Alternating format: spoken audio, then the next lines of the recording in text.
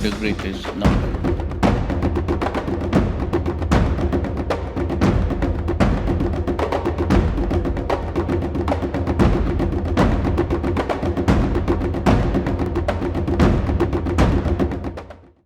It is my vow to make sure that your well-being remains our foremost foreign policy concern.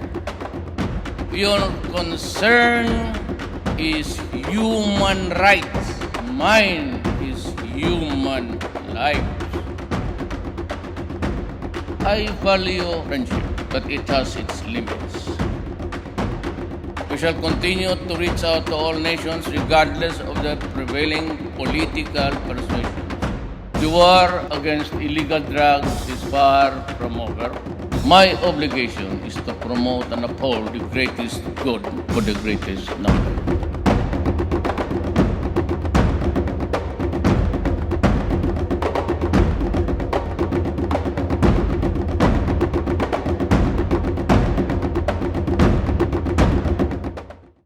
It is my vow to make sure that your well-being remains our foremost foreign policy concern. Your concern is human rights. Mine is human life. I value friendship, but it has its limits. We shall continue to reach out to all nations regardless of their prevailing political persuasion. The war against illegal drugs is far from over. My obligation is to promote and uphold the greatest good for the greatest number.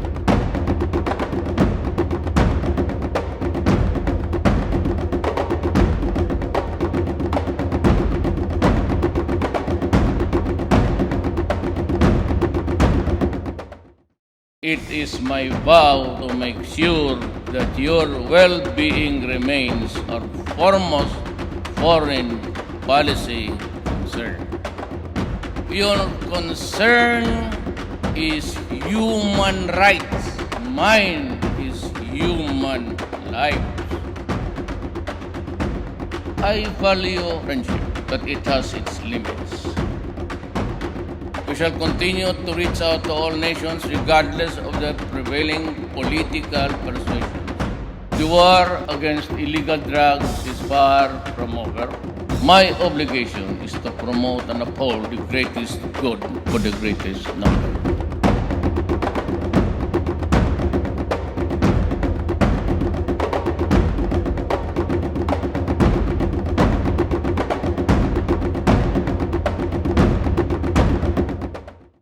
It is my vow to make sure that your well-being remains our foremost foreign policy concern.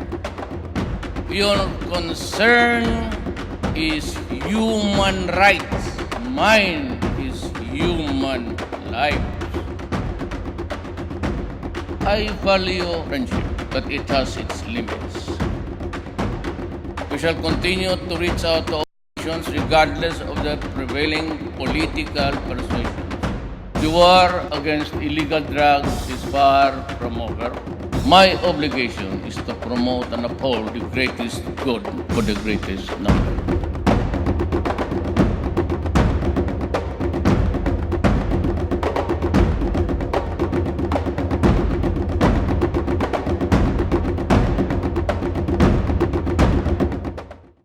It is my vow to make sure that your well-being remains our foremost foreign policy concern. Your concern is human rights. Mine is human life. I value friendship, but it has its limits. We shall continue to reach out to all nations regardless of their prevailing political persuasion. The war against illegal drugs is far from over. My obligation is to promote and uphold the greatest good for the greatest number.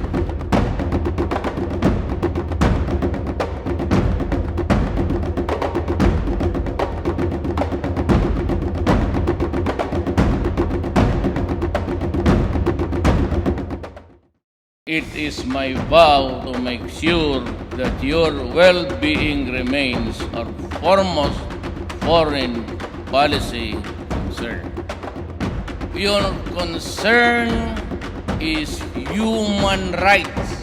Mine is human life. I value friendship, but it has its limits. We shall continue to reach out to all nations regardless of their prevailing political persuasion. The war against illegal drugs is far from over. My obligation is to promote and uphold the greatest good for the greatest number.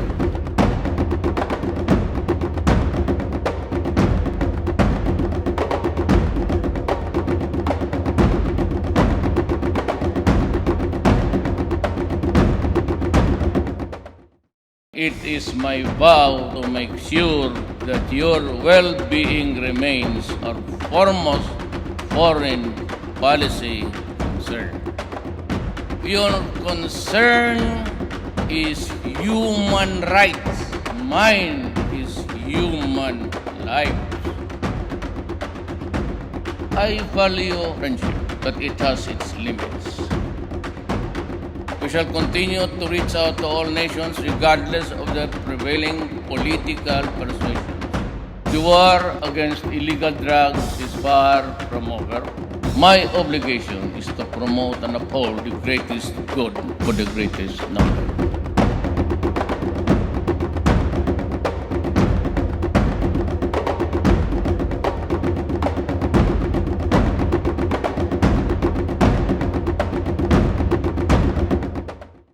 It is my vow to make sure that your well-being remains our foremost foreign policy concern. Your concern is human rights. Mine is human life. I value friendship, but it has its limits. We shall continue to reach out to all nations regardless of their prevailing political persuasion. The war against illegal drugs is far from over. My obligation is to promote and uphold the greatest good for the greatest number.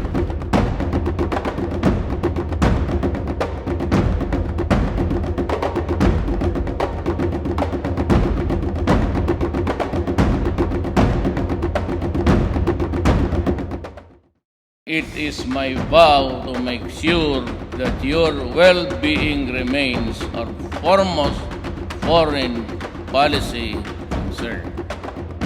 Your concern is human rights. Mine is human life. I value friendship, but it has its limits.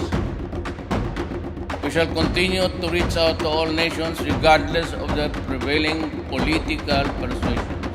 The war against illegal drugs is far from over. My obligation is to promote and uphold the greatest good for the greatest number.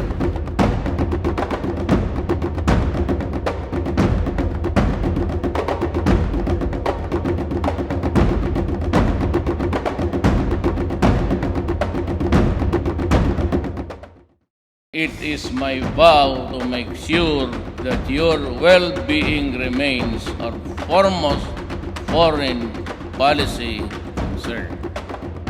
Your concern is human rights. Mine is human life. I value friendship, but it has its limits. We shall continue to reach out to all nations regardless of their prevailing political persuasion. The war against illegal drugs is far from over. My obligation is to promote and uphold the greatest good for the greatest number.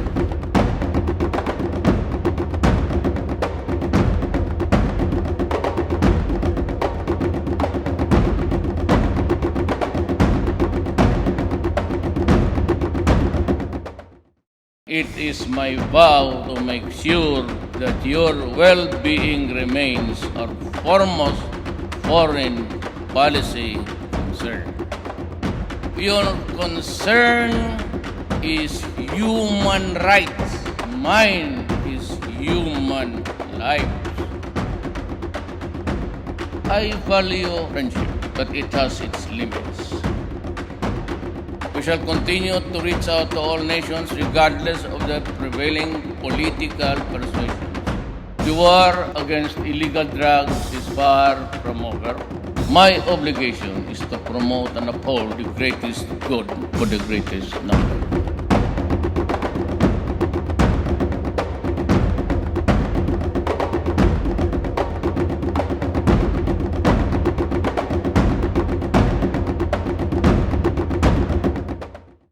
It is my vow to make sure that your well-being remains our foremost foreign policy concern. Your concern is human rights. Mine is human life. I value friendship, but it has its limits.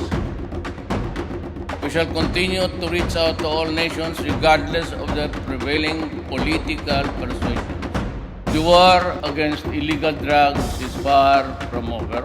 My obligation is to promote and uphold the greatest good for the greatest number.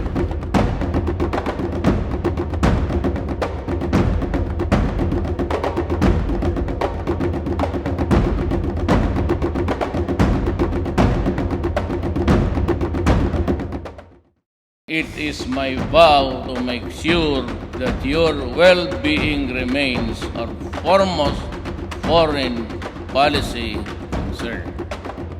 Your concern is human rights.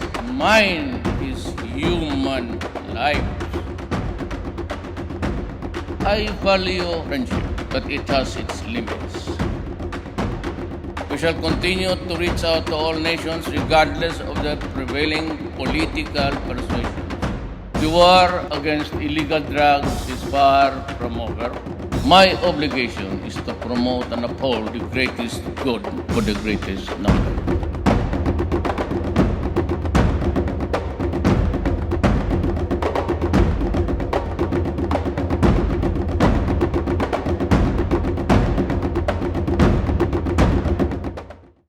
It is my vow to make sure that your well-being remains our foremost foreign policy concern. Your concern is human rights. Mine is human life. I value friendship, but it has its limits. We shall continue to reach out to all nations regardless of their prevailing political persuasions. The war against illegal drugs is far from over. My obligation is to promote and uphold the greatest good for the greatest number.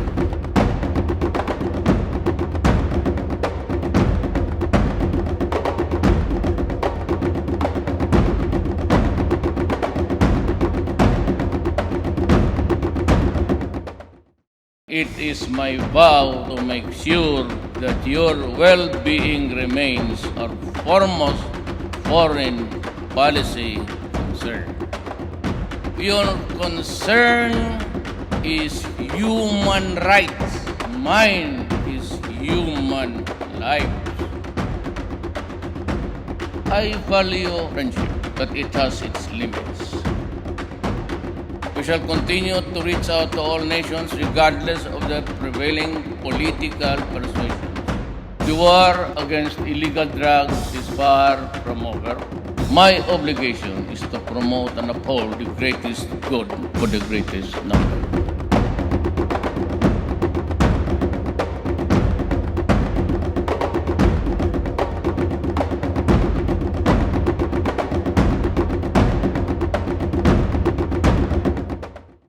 It is my vow to make sure that your well-being remains our foremost foreign policy concern. Your concern is human rights. Mine is human life. I value friendship, but it has its limits. We shall continue to reach out to all nations regardless of their prevailing political persuasion. The war against illegal drugs is far from over.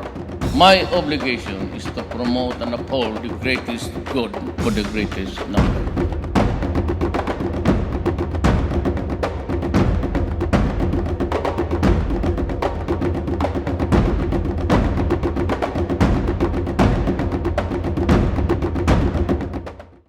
It is my vow to make sure that your well-being remains our foremost foreign policy concern.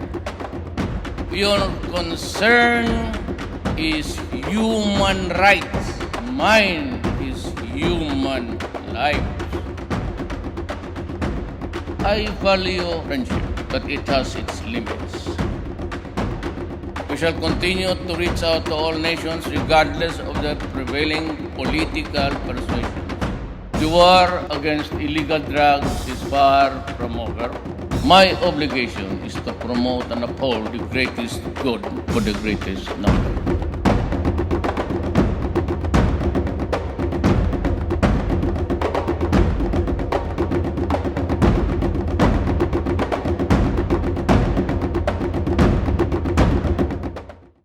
It is my vow to make sure that your well-being remains our foremost foreign policy concern. Your concern is human rights. Mine is human life. I value friendship, but it has its limits. We shall continue to reach out to all nations regardless of their prevailing political persuasion. The war against illegal drugs is far from over. My obligation is to promote and uphold the greatest good for the greatest number.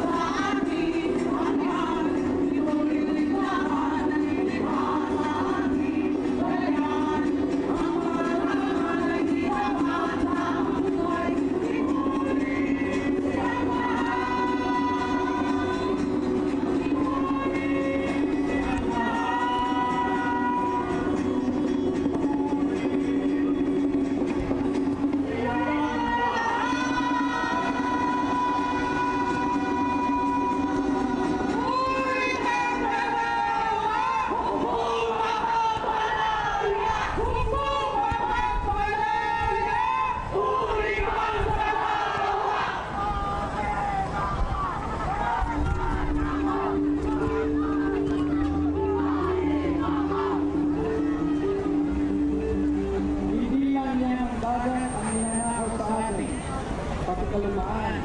Iaalay ni Duterte sa pagmamagsuot at ang pinahirapan ng magsasaka o pinanananggaw nila sa katambuhan o operasyon ng lupa.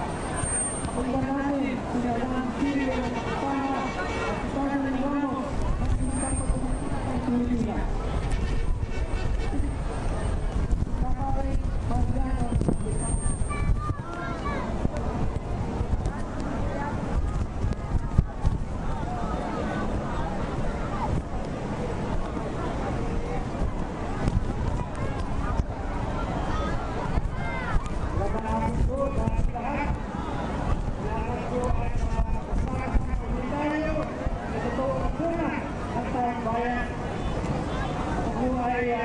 Tinatawag lang ito ng mga magsasaka.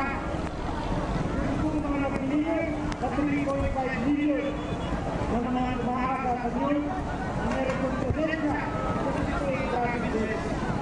Siyempre po tayo ng magsasaka, dinadaling ko po ang tunay na kalagayan ng mga magsasaka sa Malaysia ngayon. Magkakasagalan nito ng mga magandang batas, ang lugar pa, ang magaling po na ipagpunta ng bakla, hindi kumulang sinamdang hindi ko magkitaya na hindi marapamahagi sa ating mga kababayan ng mga magsasaka. Sa kabila ng lahat, yung mga nabigay ng lupa na nagkakalay ay hindi mo ngayon sapagkat ini-implement na po yung right to revocation bill, yung right to revocation law na pinag-ibay ng administrasyon ito. Wala na ng lupa yung mga magsasaka, dinibigay pa ng mga dayuhang produktong bigas mula dito sa kalapit namin mga bayan. Kaya po tayo ay nagbibigat. Ang target po, hahabol po ng mga 7 piso ang kilo ng bigas. 7 piso ang kilo ng bigas. Pero kung tinignan po natin, wala na ng military rights, aba ay mahal pa rin ito sa kayo. Kaya po yung mga kapatid ng magsasaka ay nakapatali sa kahirapan sapagkat ang palatandaan ang sukatan ng gobyerno nito sa pagbaba ng inflasyon at pagtaas ng inflasyon ay kasama yung produktong bigas. Kaya kapag tumaas ang produktong bigas sa Pilipinas, kawawa ang mga magsasaka at hindi na po ito tataas sa ilan sapagkat walang ligo na magsasabi itataas na ang presyo ng bigas ng mga magsasaka sapagkat ito yung bagay daw yan ng paghila niya sa pagmamagkulan at naghihirap at tawang makulan. Magsan po natin yung nakaraan nito. Nangako ang sa unang Duterte sa mga magsasaka ng Diyos doon sa Kalawang Peso. Sabi niya, kung ang araw magakunin ng sila, ibigay ko sa inyo ang ipot at beses. Pero pagkatapos po namin yung ibahagi sa magawa ng batas, hindi sa ipot at beses, 1,025 days na ay po namin. Dito, ang gobyerno nito, yung inisang ay tulong, kung tulong sa mga magsasaka sa lugar. Bakit ito po sinasabing tulong? Ito pong pera nito, nung manaseri, hindi mo nabibigay kami ng mga magsasaka ninyo, hanggang walang batas na gumagabay at magsasabi na pwede ng gamitin ng taong bayan. Kaya ang dahil nito doon, hanggang ngayon, nagnanak na ang kahirapan doon sa Kadaliman. Naghihirap ang mga magsasaka at nagugutom, halos hindi makapagpangalan ang kanilang mga anak at hindi makapagpangalan. Hindi yan ramdam, hindi sa lingkod, sapagkat kami ay naroon sa Kadaliman. Kaya po ang aming nawagan, tigilan na ang pagmamahirap sa mga naghihirap ng mga mamayan. Hirap na kami ng mga isda na nagawan ng Pilipinas. Ito ang ating mga maramisa sa lokal, mga pamahalaan, i-implement na lamang yung Republic Act 8550 sa kasayan na magbibili ng katubigan doon sa lokal. Hanggang ngayon, hindi pa nakapatupad ang Estado. Rights.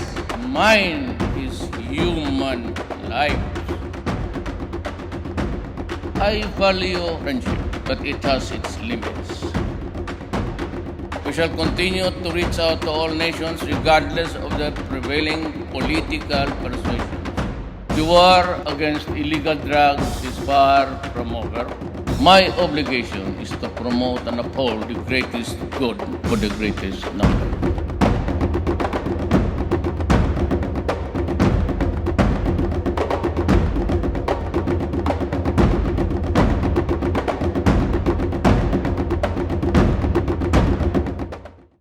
It is my vow to make sure that your well-being remains our foremost foreign policy concern. Your concern is human rights. Mine is human life. I value friendship, but it has its limits. We shall continue to reach out to all nations regardless of their prevailing political persuasion. The war against illegal drugs is far from over. My obligation is to promote and uphold the greatest good for the greatest number.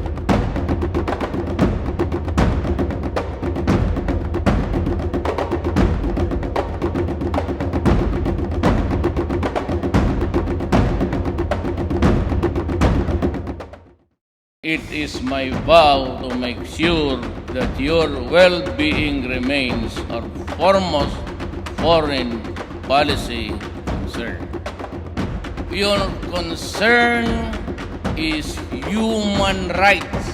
Mine is human life. I value friendship, but it has its limits. We shall continue to reach out to all nations regardless of their prevailing political persuasion. The war against illegal drugs is far from over. My obligation is to promote and uphold the greatest good for the greatest number.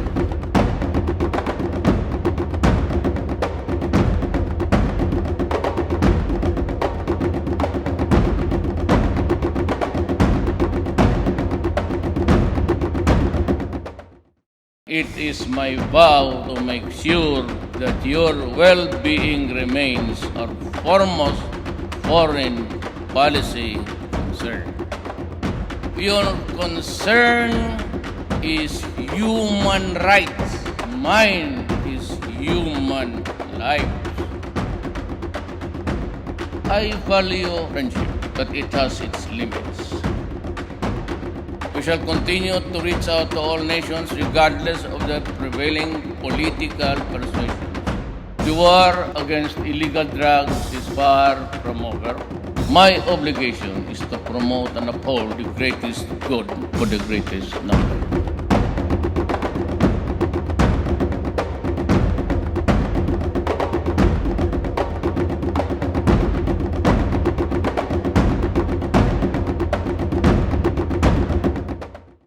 It is my vow to make sure that your well-being remains our foremost foreign policy concern.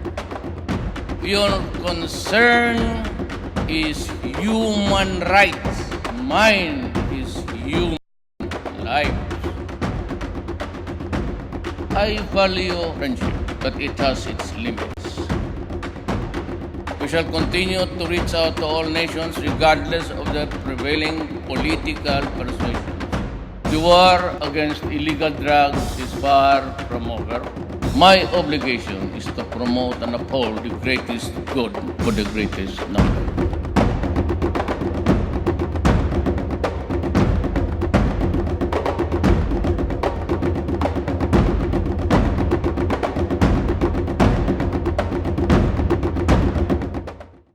It is my vow to make sure that your well-being remains our foremost foreign policy concern. Your concern is human rights. Mine is human life. I value friendship, but it has its limits.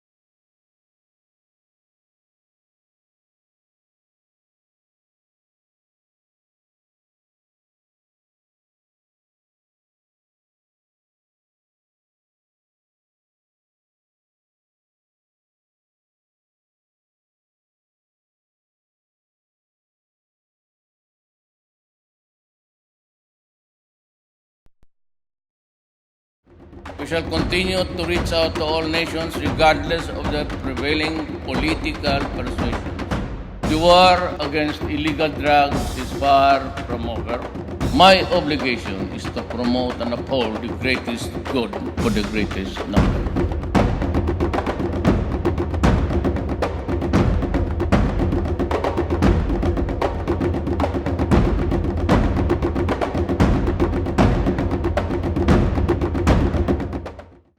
It is my vow to make sure that your well-being remains our foremost foreign policy concern. Your concern is human rights. Mine is human lives. I value friendship, but it has its limits. We shall continue to reach out to all nations regardless of their prevailing political persuasion. The war against illegal drugs is far from over. My obligation is to promote and uphold the greatest good for the greatest number.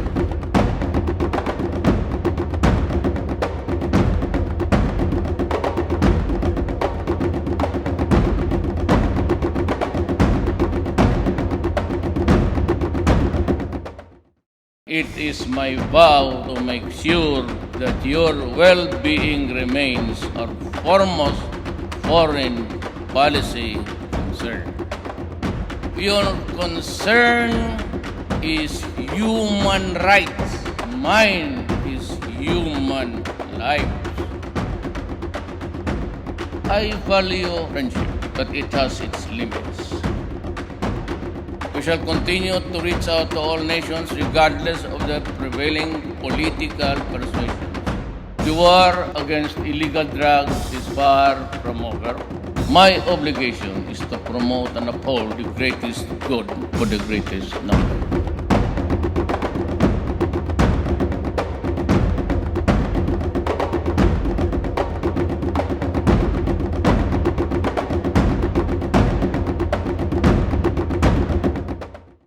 It is my vow to make sure that your well-being remains our foremost foreign policy concern. Your concern is human rights. Mine is human lives. I value friendship, but it has its limits. We shall continue to reach out to all nations.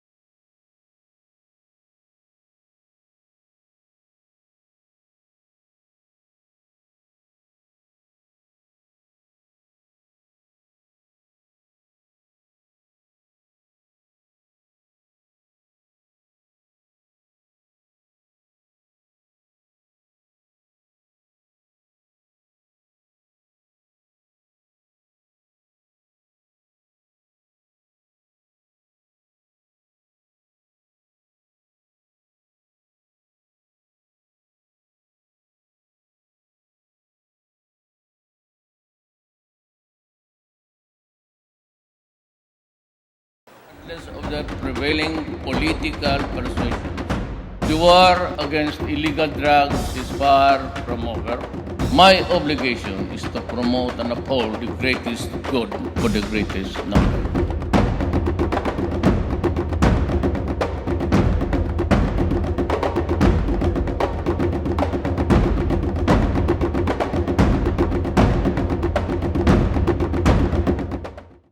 It is my vow to make sure that your well-being remains our foremost foreign policy concern. Your concern is human rights. Mine is human life. I value friendship, but it has its limits. We shall continue to reach out to all nations regardless of their prevailing political persuasion. The war against illegal drugs is far from over. My obligation is to promote and uphold the greatest good for the greatest number.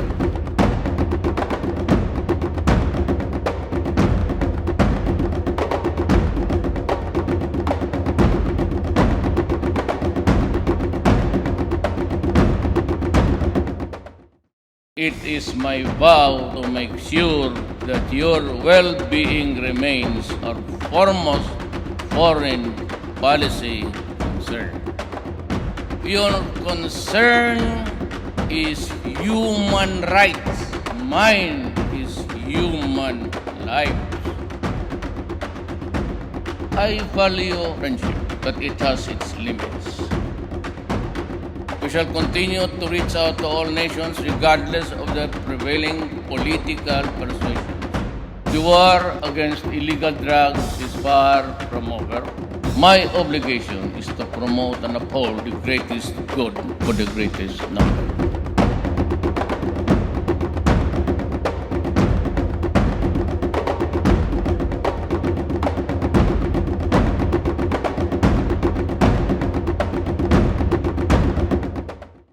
It is my vow to make sure that your well-being remains our foremost foreign policy concern. Your concern is human rights. Mine is human life. I value friendship, but it has its limits. We shall continue to reach out to all nations regardless of their prevailing political persuasion. The war against illegal drugs is far from over. My obligation is to promote and uphold the greatest good for the greatest number.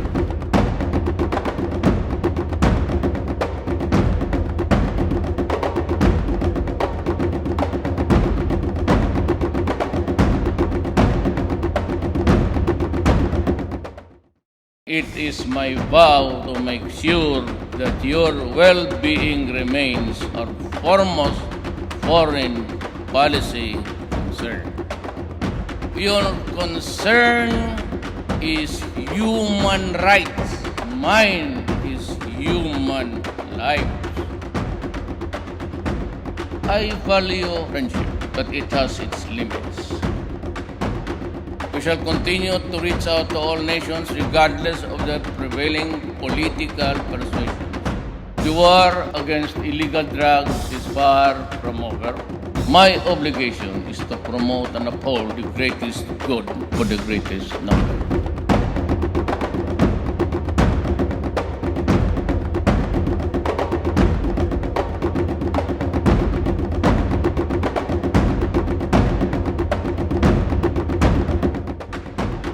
We shall continue to reach out to all nations regardless of their prevailing political persuasion. The war against illegal drugs is far from over. My obligation is to promote and uphold the greatest good for the greatest number.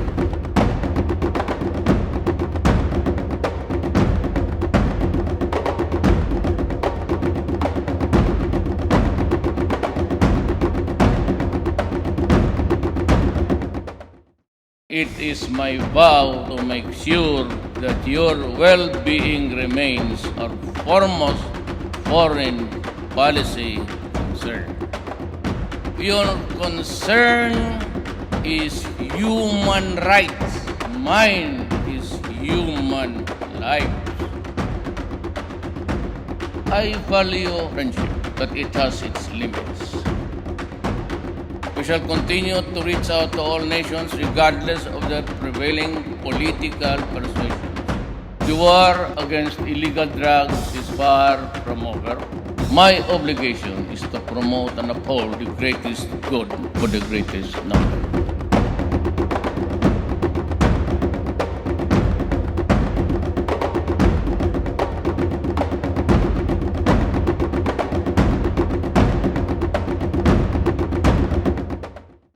It is my vow to make sure that your well-being remains our foremost foreign policy concern. Your concern is human rights. Mine is human life. I value friendship, but it has its limits. We shall continue to reach out to all nations regardless of their prevailing political persuasion. The war against illegal drugs is far from over. My obligation is to promote and uphold the greatest good for the greatest number.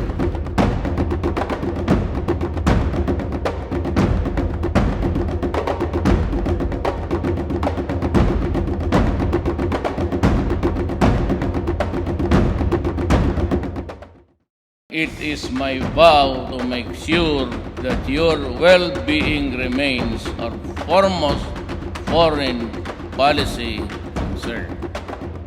Your concern is human rights. Mine is human life.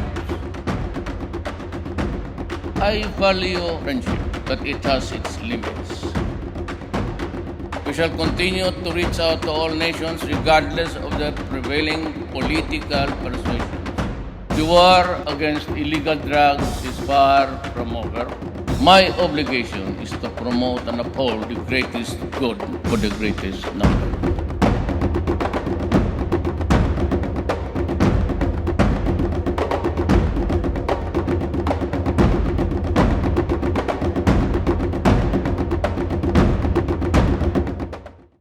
It is my vow to make sure that your well-being remains our foremost foreign policy concern. Your concern is human rights. Mine is human life. I value friendship, but it has its limits. We shall continue to reach out to all nations regardless of their prevailing political persuasion. The war against illegal drugs is far from over. My obligation is to promote and uphold the greatest good for the greatest number.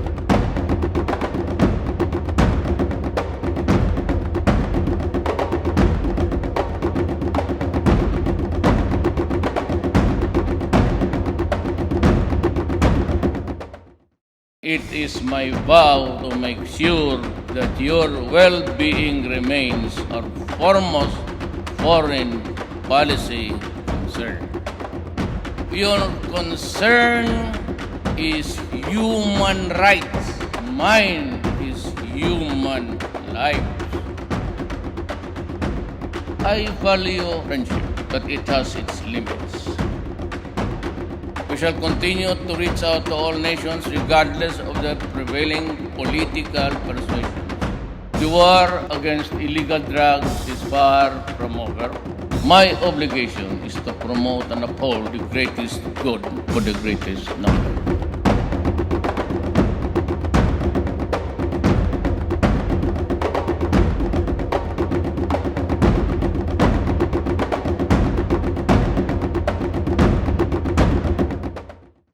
It is my vow to make sure that your well-being remains our foremost foreign policy concern. Your concern is human rights. Mine is human life. I value friendship, but it has its limits. We shall continue to reach out to all nations regardless of their prevailing political persuasion. The war against illegal drugs is far from over. My obligation is to promote and uphold the greatest good for the greatest number.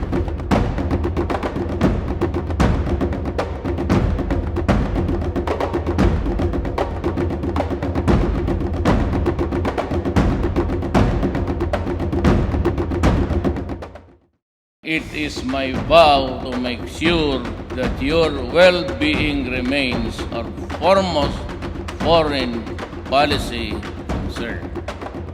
Your concern is human rights. Mine is human life. I value friendship, but it has its limits. We shall continue to reach out to all nations regardless of their prevailing political persuasion.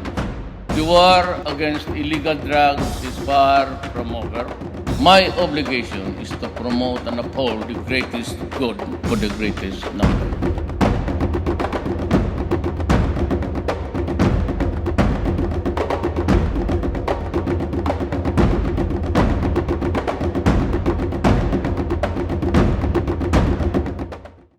It is my vow to make sure that your well-being remains our foremost foreign policy concern. Your concern is human rights. Mine is human life. I value friendship, but it has its limits. We shall continue to reach out to all nations regardless of their prevailing political persuasion. The war against illegal drugs is far from over. My obligation is to promote and uphold the greatest good for the greatest number.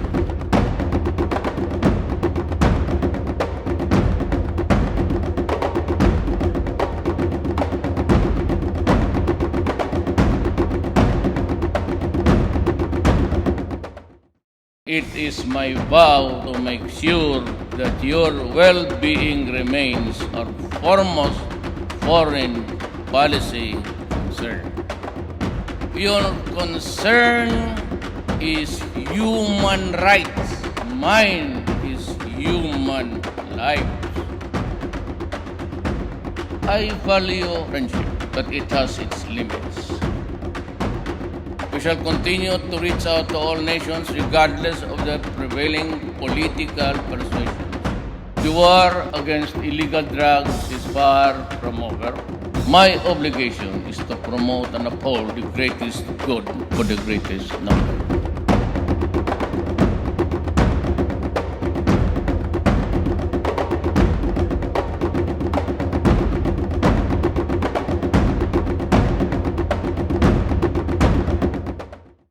It is my vow to make sure that your well-being remains our foremost foreign policy concern. Your concern is human rights.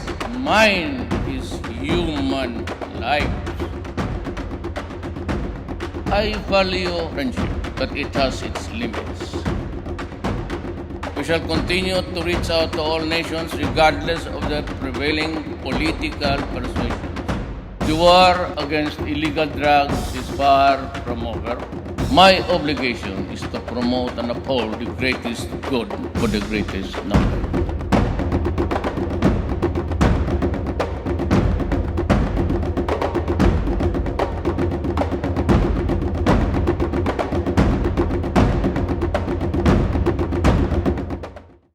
It is my vow to make sure that your well-being remains our foremost foreign policy concern. Your concern is human rights. Mine is human life. I value friendship, but it has its limits. We shall continue to reach out to all nations regardless of their prevailing political persuasion. The war against illegal drugs is far from over. My obligation is to promote and uphold the greatest good for the greatest number.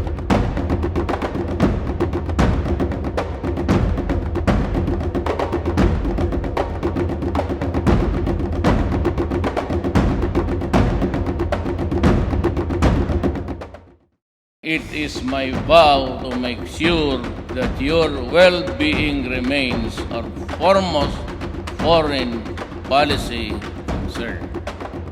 Your concern is human rights. Mine is human life. I value friendship, but it has its limits.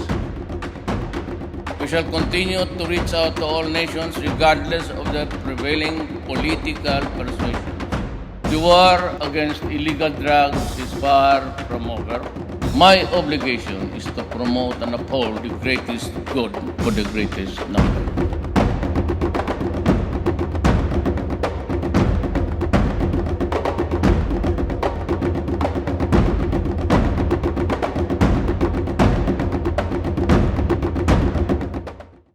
It is my vow to make sure that your well-being remains our foremost foreign policy concern. Your concern is human rights. Mine is human life. I value friendship, but it has its limits. We shall continue to reach out to all nations regardless of their prevailing political persuasion. The war against illegal drugs is far from over. My obligation is to promote and uphold the greatest good for the greatest number.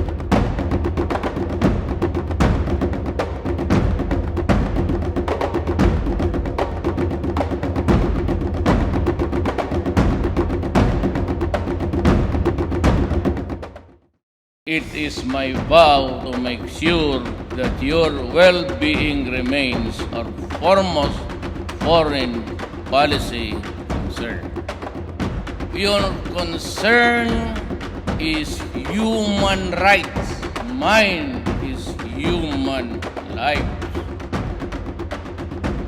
I value friendship, but it has its limits. We shall continue to reach out to all nations regardless of their prevailing political persuasion. The war against illegal drugs is far from over. My obligation is to promote and uphold the greatest good for the greatest number.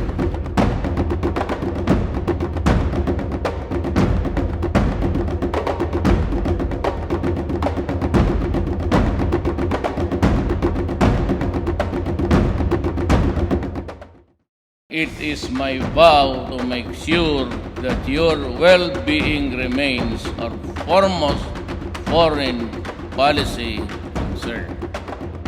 Your concern is human rights. Mine is human life. I value friendship, but it has its limits. We shall continue to reach out to all nations regardless of their prevailing political persuasion. The war against illegal drugs is far from over.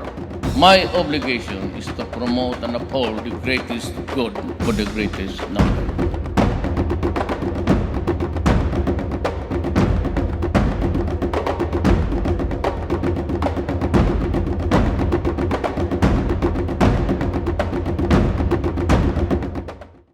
It is my vow to make sure that your well-being remains our foremost foreign policy concern.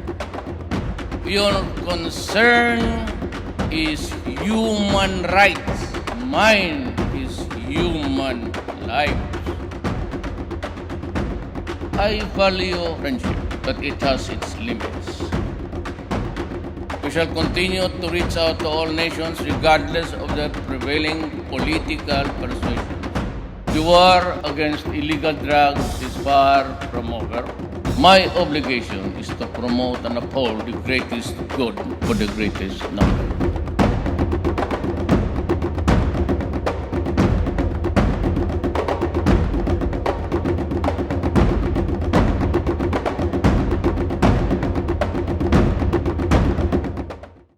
It is my vow to make sure that your well-being remains our foremost foreign policy concern. Your concern is human rights. Mine is human lives. I value friendship, but it has its limits. We shall continue to reach out to all nations regardless of their prevailing political persuasion. The war against illegal drugs is far from over. My obligation is to promote and uphold the greatest good for the greatest number.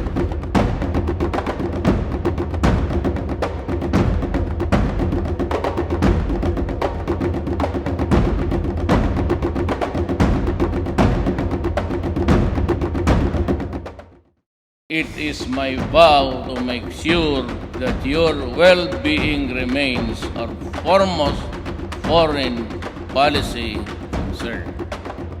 Your concern is human rights. Mine is human lives. I value friendship, but it has its limits. We shall continue to reach out to all nations regardless of their prevailing political persuasion. The war against illegal drugs is far from over. My obligation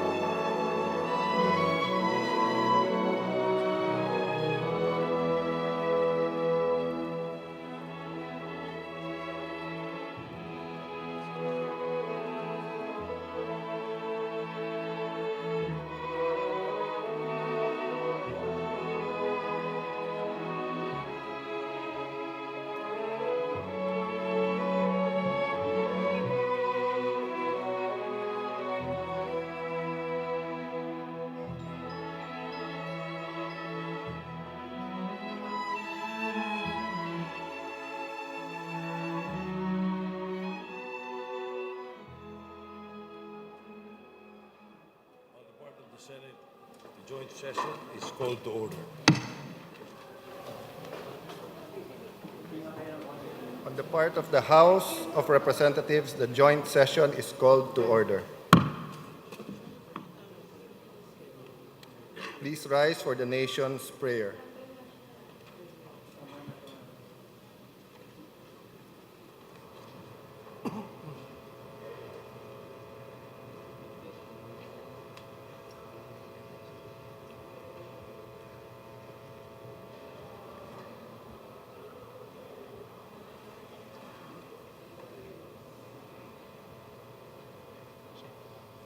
Amang makapangyarihan, mapagkalingang Panginoon, may gawa ng langit at lupa. Pinapupurihan namin ang iyong kadakilaan, inyong pagmamahal sa amin. Luwalhatiin ang iyong pangalan sa pagsanggalang sa amin, nang aming harapin mga hidwaan sa lipunan at mga unos ng kalikasan, hanggang kami ay inyong itinaas sa aming pagkalugmok, binigyan ng bagong karangalan, pamana sa mga henerasyong darating. Saamo po namin ang iyong kapatawaran sa mga kasalanan at pagkukulang. Inyong awa ay igawad po sa amin kung isinasantabi ang katotohanan at kalagayan ng mga mahihirap at mga naaapi. Pinalala ng aming pagmamalabis o pagwawalang bahala. Abigo ang magmahal ayon sa iyong katuruan. Tanggapin aming taos-pusong pasasalamat sa inyong patnubay nang tahakin namin ang landas ng kalayaan mula sa kadena ng kahirapan at pagkakawatak-watak. Pag-isahin po ninyo aming bayan sa gitna ng aming pagkakaiba-iba. Idulot po ninyo ang inaasam na kapayapaan at kasaganahan. Basbasan ninyo aming pambansang pamunuan, mga kinatawan ng serbisyo sibil, aming hukong sandatahan, tagapagpangalaga at ng kapayapaan, ng ang-alab at sagisag ng pagkamakabayan at mapagsakripisyo ay patuloy na lumukob sa kanila, higit na magsilbi ng may dangal at pagtalima sa inyong kalooban. Inyong mga pagpapala, may kaakibat na pagtugon, maging responsableng tagapangasiwa ng inyong nilikhang sanlibutan. Hubugin aming bayan na maging maunlad, tapat at nagtitiwala sa inyong walang humpay na pagmamahal. Amen. Please remain standing for the singing of the Philippine National Anthem to be led by Mr. Arman Ferrer.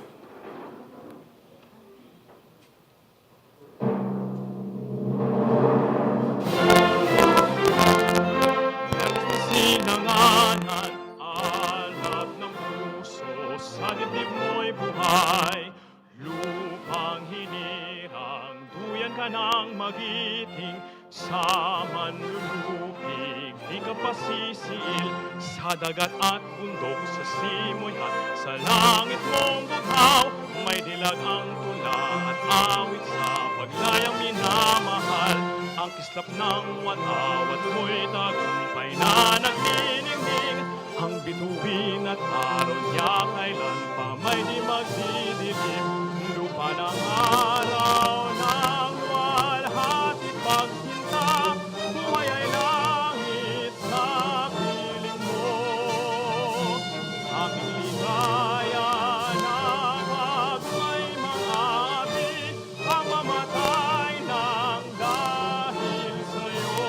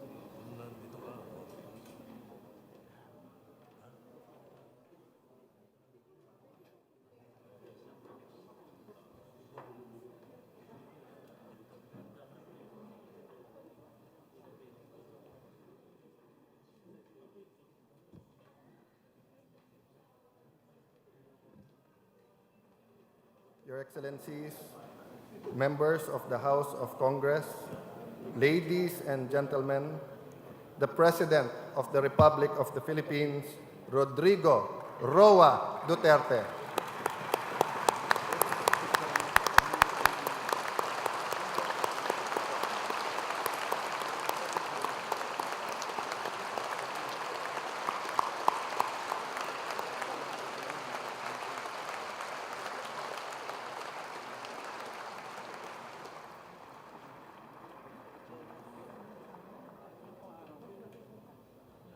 Thank you. Kindly sit down. Kumusta po kayo? Senate President Vicente Soto III and the honorable members of the Senate, House Speaker Alan Peter Cayetano, and the honorable members of the House of Representatives, Vice President Maria Leonor Robredo, magandang hapon po sa iyong ma'am at kung nasaan ka. Former Presidents Fidel V. Ramos, Joseph Ejercito Macapagal Arroyo, His Excellency Kacha and esteemed members of the Diplomatic Corps, Executive Secretary Salvador Medaldia, and the other members of the Cabinet, Chief Justice Lucas Bersamin, and the Supreme Court, my fellow workers in government, mga mahal kong kababayan. Let me begin by extending my hand in gratitude to all who kept faith with me in our most trying times. Numbers speak 1,000 words, tell 100 tales, but the landslide victory of the administration candidates, as well as the latest survey result, shows that my disapproval rating is 3%. I hope that the members of Congress, sana hindi kayo included sa 3%, inspires me with determination to pursue relentlessly what we have started at the start of my administration. Few men imbued with the will and the courage to do what he believes is right and just, and whatever be the opposition in terms of numbers and noise, makes a majority. For it is not the eagle in the fight, but the fight in the eagle that matters.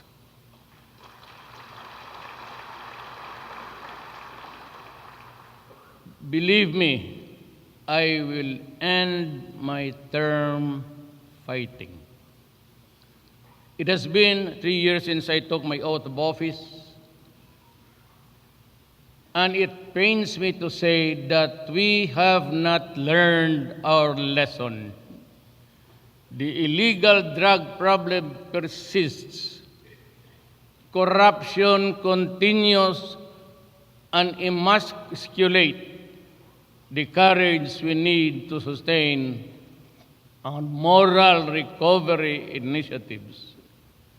Years ago, we saw the terrible devastation caused by illegal drugs.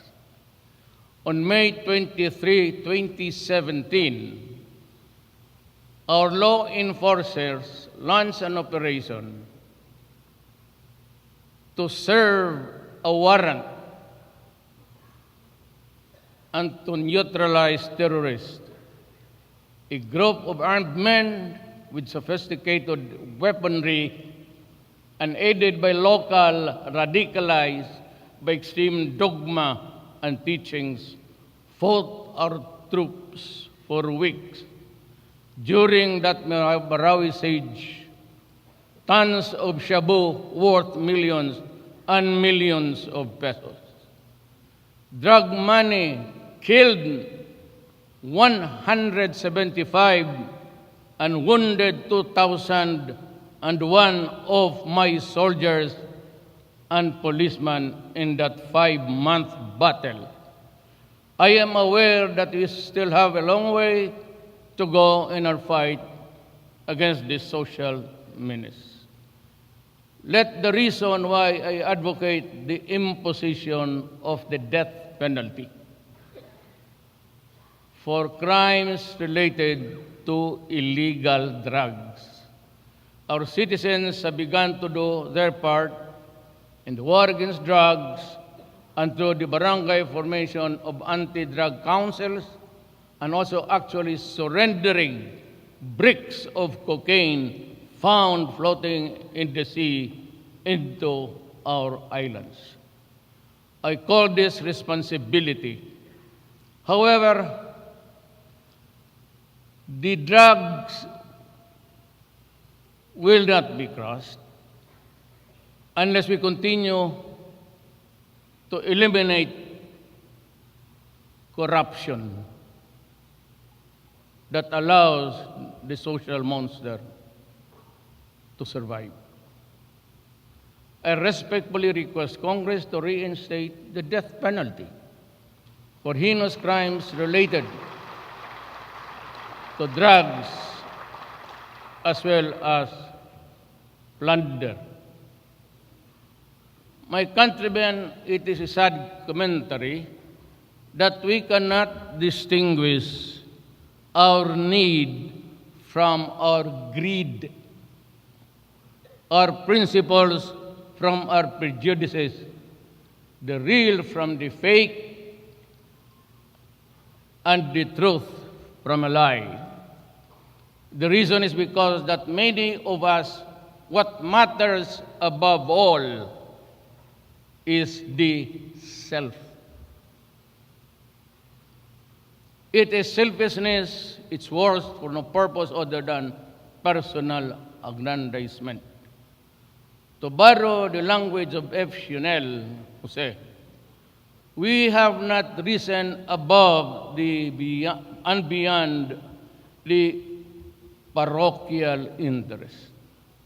Our warped loyalty to family, friends, and tribal kin continue to exact a heavy toll on our programs designed to uplift the poor and reassure our investors, our foreign investors, local, and the business sector in this country. The recent uncovering of the massive fraud perpetrated against the public health insurance system proves that corruption is pervasive. Huge amount of medical funds were released to cover padded medical claims and imaginary treatment of ghost patients. I am grossly disappointed. The government is conned of millions of pesos which could be used to treat illnesses and possibly save the lives of many. Thus, I ordered the NBI to arrest and cause the prosecution of those liable. I appointed a new PhilHealth president, whom I know is a man of integrity, a military man, a former military officer, and gave him marching orders to prioritize ridding the agency of corruption. By the way, I commend the Bureau of Investigation for its handling of high-profile cases resulting in the arrest and prosecution of criminals. These culprits will have their day of reckoning in court. I hope it happens during the last 3 years of my term. Concerning the unscrupulous persons manning our ports and scalawags in uniform, we have been unyielding in our reforms to weed them out of public service. I have fired or caused the resignation of more than 100 officials and appointees of government without regard to relationship, friendship, and alliance. There is no sacred cow, as the saying goes, in my administration. Institutions that are the stewards of our resources and agents of development have long been a major source of public frustration.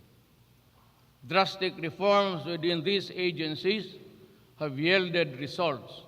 Our government-owned and controlled corporations, infamous for high salaries and bonuses being paid for their executives and employees, have started to shape up.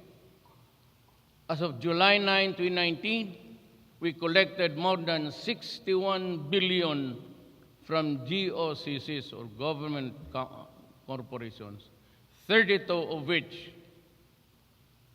or 32% is 16 billion from PAGCOR. This is more than the 36 billion collected in 2017. My salute to Andrea Domingo.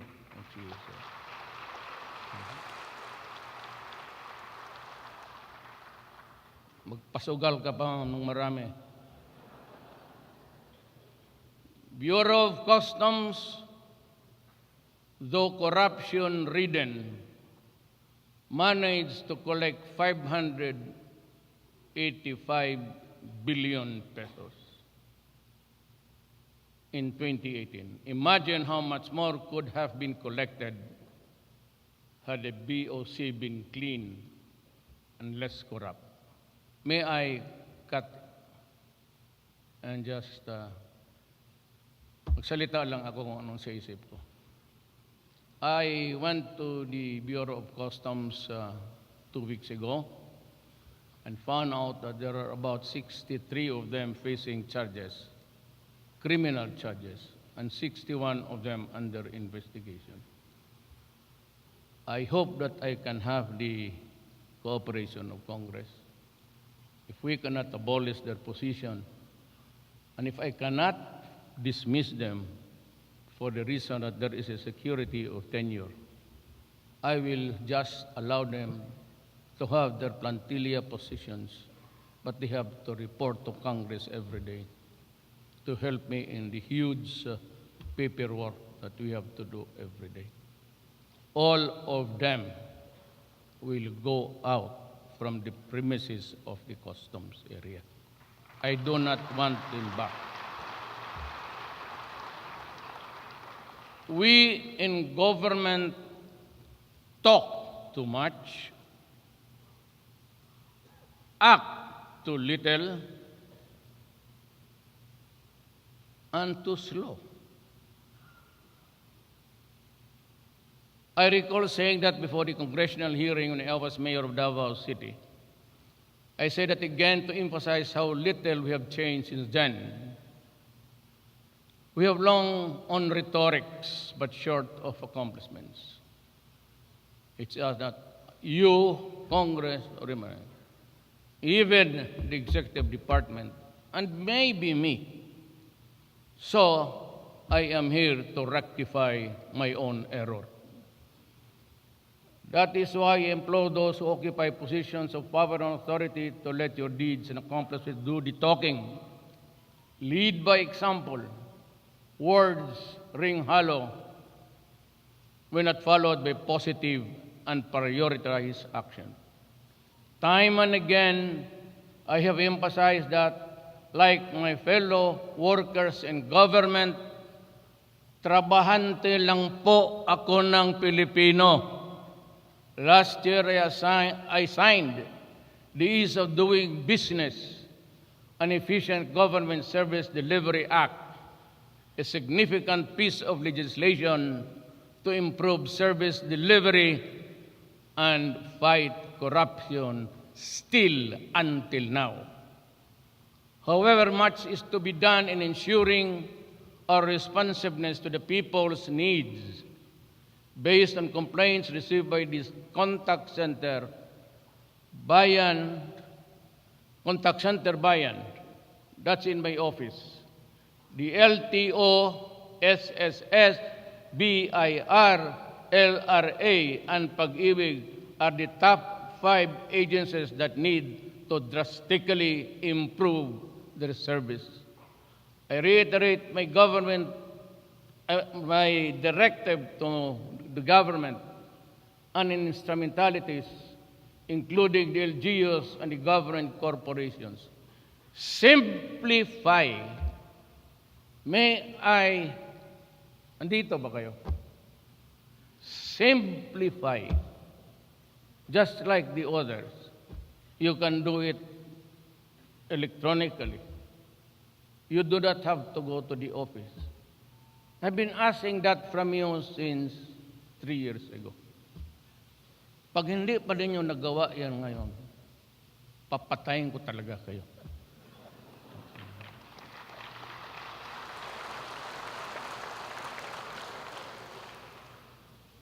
Nabubwisit na. Simplify and make your services responsive to client-friendly.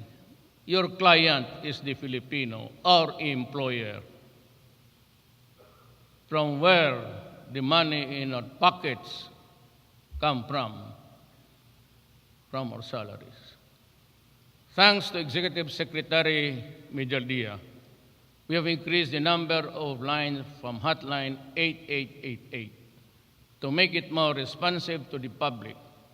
Our ultimate goal is for our people to be freed from using these hotlines because government service and response have markedly improved.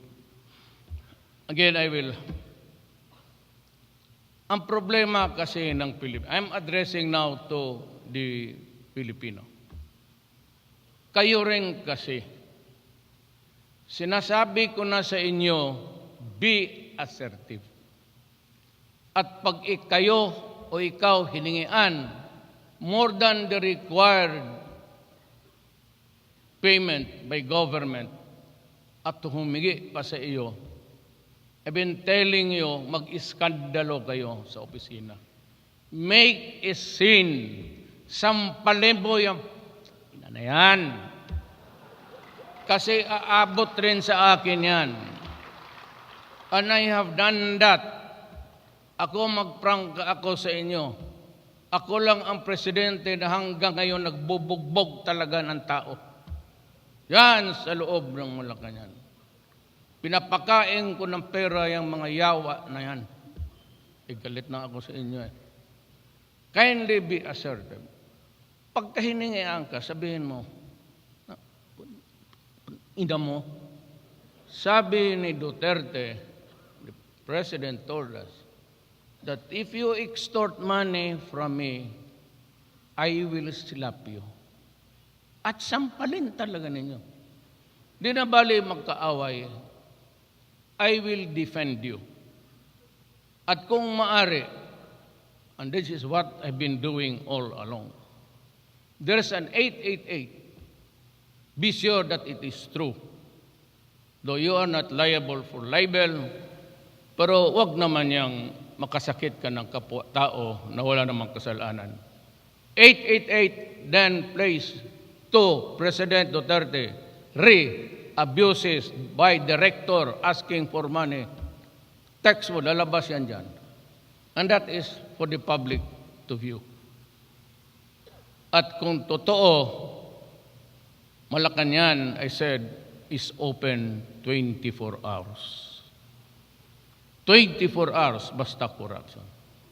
And that is why that fiasco about the frigate ni Trillanes was because yung Koreano na napagbili ng barko to sold the ship to the Philippine government, wala pa hong delivery. And it was there already ready. And that is why that Korean went to Malacanang just to complain, why is it that there is no request for delivery? So I told Bong, ayusin mo yan. He went to Lorenzana, and Lorenzana, nagsulat siya. May nakakuha, because sa Malacanang, every administration may tao yan dyan. Every administration leaves some of the men because they are appointed on plantilla position. Kinuha nila, then it was brought here before the Congress. And so Bong was called to testify and said he was assured it will be a closed door. So I told Bong, no, ask for an open and public hearing. Sabi ko, sabihin mo sa lahat, kanina, wala, you have nothing, just say the truth. Sabi ko, pagkatapos niya testify, sabi ko, Bong, maniwala ka hindi, you will be a senator. Totoo yan. That is the story of how convoluted politics and corruption here in our country works. Equipped with political will, the government ordered the closure of Boracay Island for 6 months to prevent its further deterioration. We cleaned and rehabilitated the island and not allowed it to heal naturally. I am proud to say that it has been restored close to its original pristine state. Boracay Interagency Task Force led by Secretary Simato and fully supported by Secretaries Andio, Romulo Puyat, what's her name? Puro surname ito, Romulo Puyat. What's her name? Berna. Berna, Romulo Puyat, Belo, and Villar, and the TESDA Chief Mamanjong for this huge success. Kudos are also due to the PMS for integrating the 6-month rehabilitation plan and the NEDA for the recently approved Mindanao Term Boracay Action Plan. Boracay Island is just the beginning, and the girls there, the foreigners, are waiting for you, gentlemen, to visit the place. They are all on the beach sunbathing. You are invited to, I have not been there. Alam mo, nung naayos yan, we were told that there's going to be an opening tomorrow. So on the TV on that day, magandang hapon, showed a lot of bantings and banners, Salamat, Duterte, ano mapagkatao. So when I saw it, I called the military and the police, remove the bantings. I am not going there. No need to really advertise. I am paid for what I'm doing. Nakukurnihan ako. Too much adulation, bordering pretensions. I can almost smell it a mile away. And I never went there until now.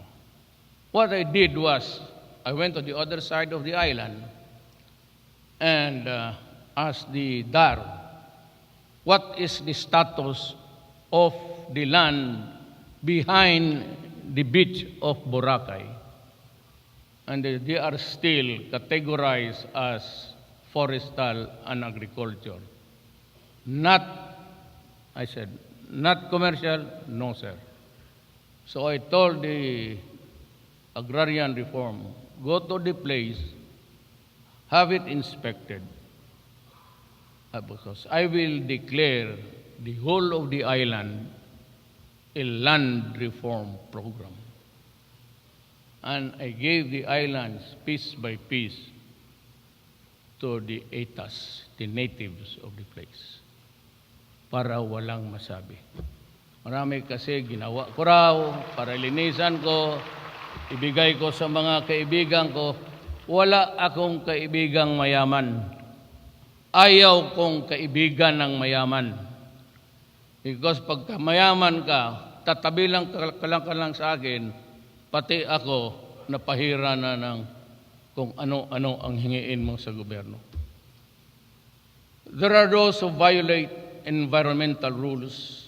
I am giving due notice to the LGUs and other stakeholders, kayo po, of tourist destinations to take extra steps in the enforcement of our laws and the protection of our environment.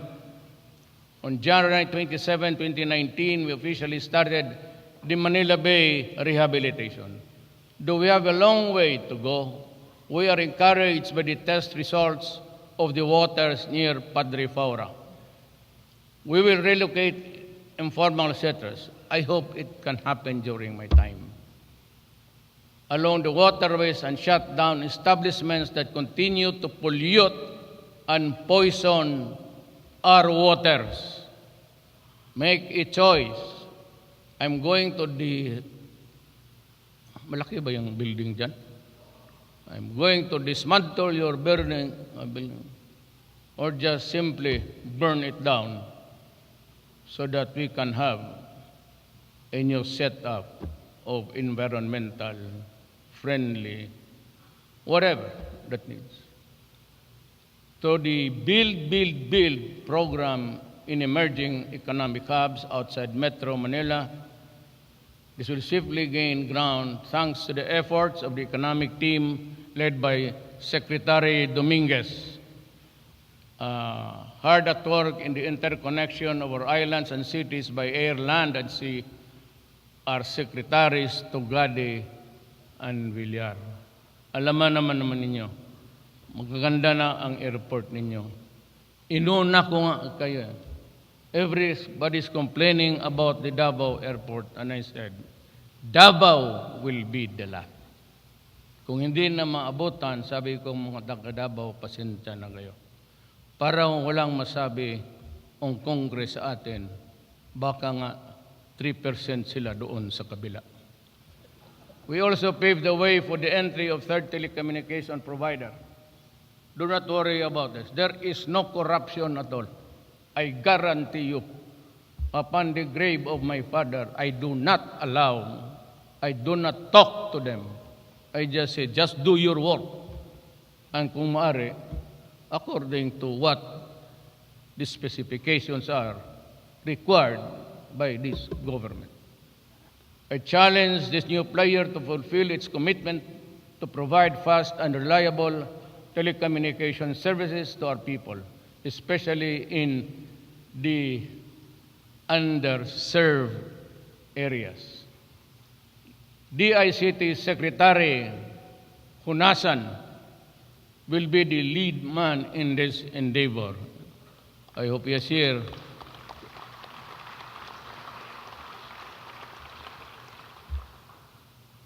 However, developmental gains will not be felt by our people in the countryside if we cannot maintain law and order.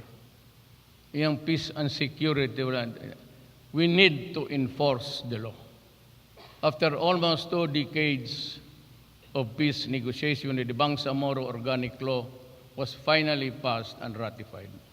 For decades, our Muslim brothers in the armed have been mired in poverty. My late Muslim brother, Minda Chair Abdul Ghair Alonto, envisioned a progressive, peaceful, and united Mindanao during our lifetime.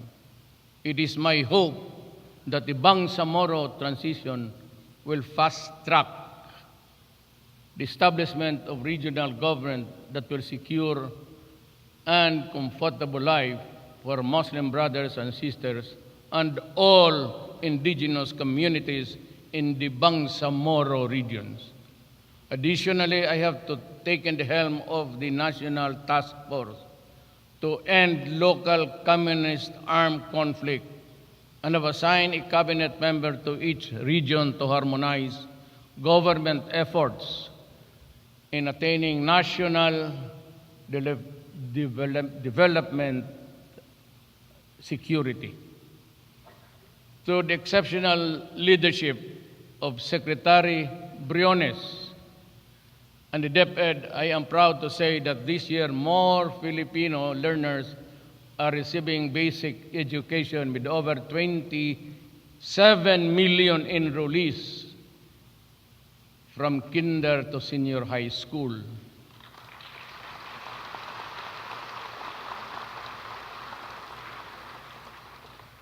And because we have still a little to spare, the fastest population growth, one of the is the Philippines. We are so industrious that we are producing more people than. I do not want to quarrel with the religious, but more than 823. Sorry, but I say not good. For the, nasuot ko lang to pag paminsan-minsan eh. Out of school youth and adult learners were able to access non-formal education through the alternative learning system for our national sports development. I support the proposed measure to create the National Academy for Sports for high school students. Almost 86,000 micro, small, and medium enterprises, or the MSMEs, have received over 3 billion worth of loans since 2017, thanks to the efforts of Secretary Lopez and the DTI. Additional benefits for solo parents, the assignment of health workers in all barangays, and the expansion of the malasakit centers are what we also hope to achieve through the bills filed by the original concept of Bongo para manalo sa kampanya. Yun ang mantra niya. Tutuhanin mo lambong, mapahiya tayong lahat. I also implore Congress, you have to study this very carefully. Congress has to postpone the May 2020 election. And yung barangay Sangguniang Kabataan to October 2022. Because if you read it, to rectify the truncated terms, paiba-iba na eh. The truncated terms of sitting barangays, but also provide them with the ample time to finish the programs and projects. I suggest Congress should also enact the Magna Carta for barangays. This administration's malasakit at Servicio program has of course reached the Filipinos who labor in foreign lands. The milestone signing of the bilateral labor agreement with Kuwait in 2018 is a testament of my commitment to stop abuses inflicted on our overseas Filipinos, to ensure their welfare, protection, and their access to government services. The establishment of the Department of Overseas Filipinos will sufficiently address this particular need. Our accomplishments for the past 3 years and the plans for the next 3 are discussed in detail in my midterm report to the people, copies of which shall be made available before the day ends. Let me repeat what I said many times before. Honestly, I have identified the enemy who dumped us into this quagmire we are in. I have met the enemy face to face, and sadly, the enemy is us.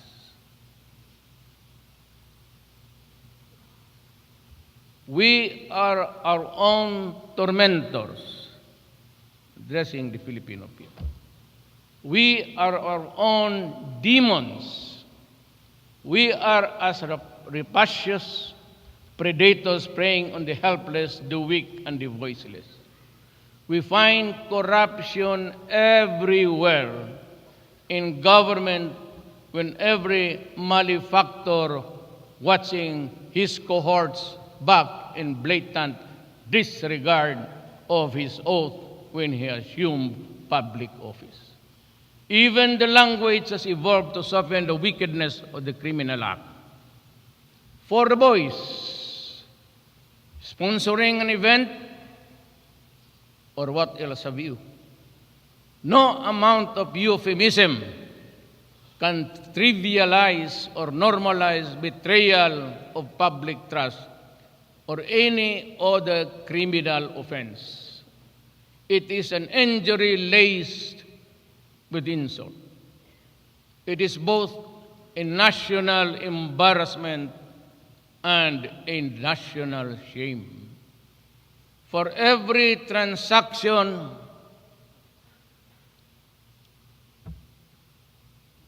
a commission. For every action, extortion.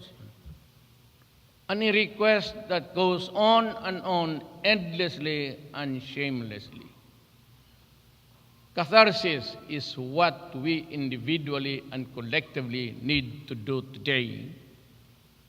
Not tomorrow, but today. Self-purgation, followed by the resolve to do what is right and proper, is good for the nation's health. Let me ask you, when will corruption end? Kailan ba talaga ito? Hanggang kailan? Well, I don't know. I've been with government for almost 35 years now. I am not singling out myself. It's the entire gamut of our system. Corruption exasperates. It frustrates. It is also exasperating that there are times when I think that perhaps it is blood that we need to cleanse and rinse away. The dirt and the muck that stick to the flesh like leeches. Of course, it is only a thought. I am simply thinking aloud to dispel any controversy that my statements in this regard will create something else. Words of Pedro Guerrero, who said, "Sometimes they write what I say, and they write what I say and not what I mean." So yung mga papurga-purga lang dyan. I use similes, metaphors, hyperbole, and other figures of speech every now and then to prove or stress a point. I am as human as anybody else. On the matter of the Philippine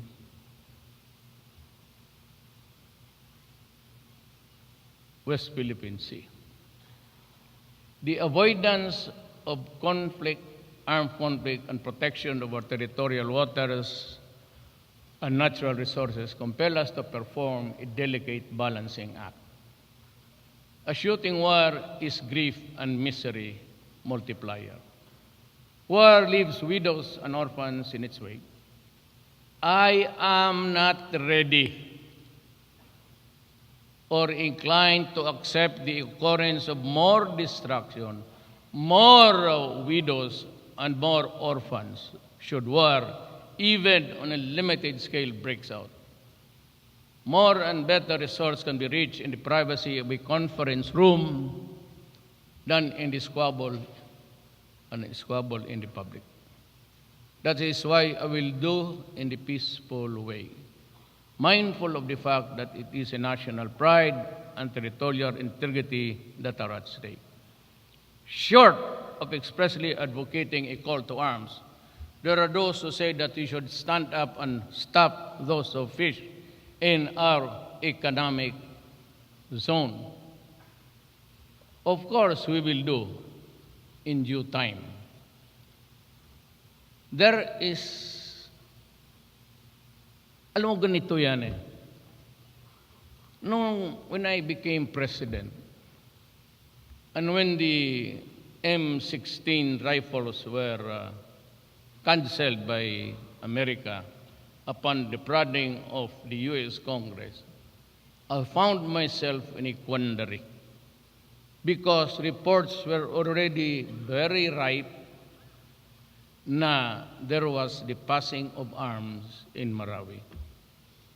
And because of the arms were already mostly in the hands of the police, hands me down from the army, were quite old, and sometimes the bolt that pushes the bullet flies out, and the barrel has really become loose, and there are no more lands and means to push it into a circular trajectory to maintain its accuracy. So I was forced to go to China. Mabutit na lang na masabi ko sa inyo to. Then in China, we had a bilateral. I brought along the military man, Anyo, the chief of staff then, and all of them. Lorenzana, Esperon, National Security. In that meeting, I said, cabinet members were there, I want to go to my territory to dig oil. That's the word, I dig. Because that is ours. Ang sabi ni President Xi, well, you know, there's a conflict there. Do you think rather than go there and have a confrontation, not necessarily degree ships, warships, but you know, a squabble there could lead to something else. So we just became friends, and perhaps we can talk about this, but not an outright precipitate move, because, you said it softly, it can mean trouble. If the trouble comes out from the mouth of a president of a republic, anong magawa mo? So, what did I answer? Well, then maybe, sir, we can talk about this at some other time. But definitely, before I go, we must talk about the West Philippine Sea. We cannot, you know, have our cake and eat it too in this. You know, I cannot go there even to bring the Coast Guard to drive them away. China also claims the property and he is in possession. Yan ang problema. Sila yung in possession and claiming all the resources there as an owner. We are claiming the same, but we are not in the position because of that fiasco. Noong dalawang nag-stand off doon, during the time of my predecessor, si Albert Ambassador, if I'm correct, I do not know his real name, tayo ang umatras. Pagsabi na umatras, that was a kind of a compromise. Tayo ang umatras. Nung umatras tayo, pumasok sila. Marami na. That day, we lost the Spratly and the Panganiban. Yan ang totoo. Walang bulahan yan. Ngayon, may arbitrary ruling. I said, I could not even ask for the oil, claiming the entire resources of the mineral. Anong sabihin ko sa kanila? Kaya sinabi ko, let us do this mutually. Of course, when she says, I will fish, who can prevent him? And sabi ko naman, we will fish because we claim it. And sabi ko, please allow, because before that, they were driving away our fishermen. Di ba, inaabog nila? Kaya sabi ko, do not drive them away because the Filipinos are of the belief that they are also declaim it. Now, if you deprive the Filipinos of their... magkagulo talaga yan. And it could lead to one, not really war. I said, we have to... sabi ko, so I said, I allowed. That was on the premise that I own the property. Pero hindi tayo in control of the property. Yan, magsabi sila, of course, I will allow you. Kaya pinabalik. Yung disgrasya, yung pagsabi, a mere incident, legal marine incident. Yan ang ginagamit sa batas. A marine incident happened. Hindi naman sinasabi marine accident. It was just nabanggaan, wala naman. So they wanted to talk. Tapos ayaw dito. And so, sige, we will investigate and you investigate. And when we are ready, we should meet and compare notes. And let us determine who pays for what damage. Ganun lang. Ipadala ko yung Marines ko to drive away the Chinese fishermen. I guarantee you, not one of them will come home alive. Kung ipadala ko yung pati yung frigate ko na bago, yung pinagkaguluhan nila ni Trillanes dyan sa that made Bong a senator, ubos yan. Because there are already guided missiles in that island. And the fastest that they have installed there can reach Manila in 7 minutes. You want war? Alam mo, asaran yan eh.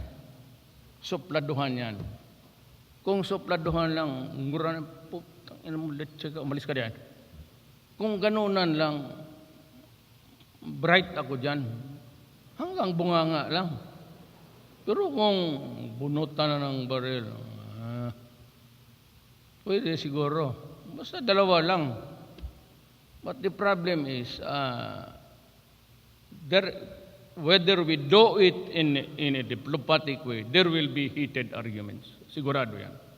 We do it in a confrontation doon, we try to drive them away, it could lead to a violence. Anyway yan. By the way, the President answered when I said, I will dig my oil the first time I went to China. Nakita ko yung tao. So you can more or less draw a profile of his. Please do not do that because there will be trouble. Ano man magawa ko? I go there as the fisheries and besides, I was invoking yung traditional fishing rights. It is in that arbitrary ruling. Ayaw lang ninyo gustong tignan. it is mentioned there that even before countries were in existence, people around an ocean or a lake had already been fishing there for generations. And that is why fishing rights are allowed in the so many cases between Finland and Germany, decided by UNCLOS. UNCLOS is the international law of the seas. UNCLOS is a product of a treaty. That treaty is also a part of our land because we are a signatory. Dito kung basahin lang ninyo yan ng husto, it is there.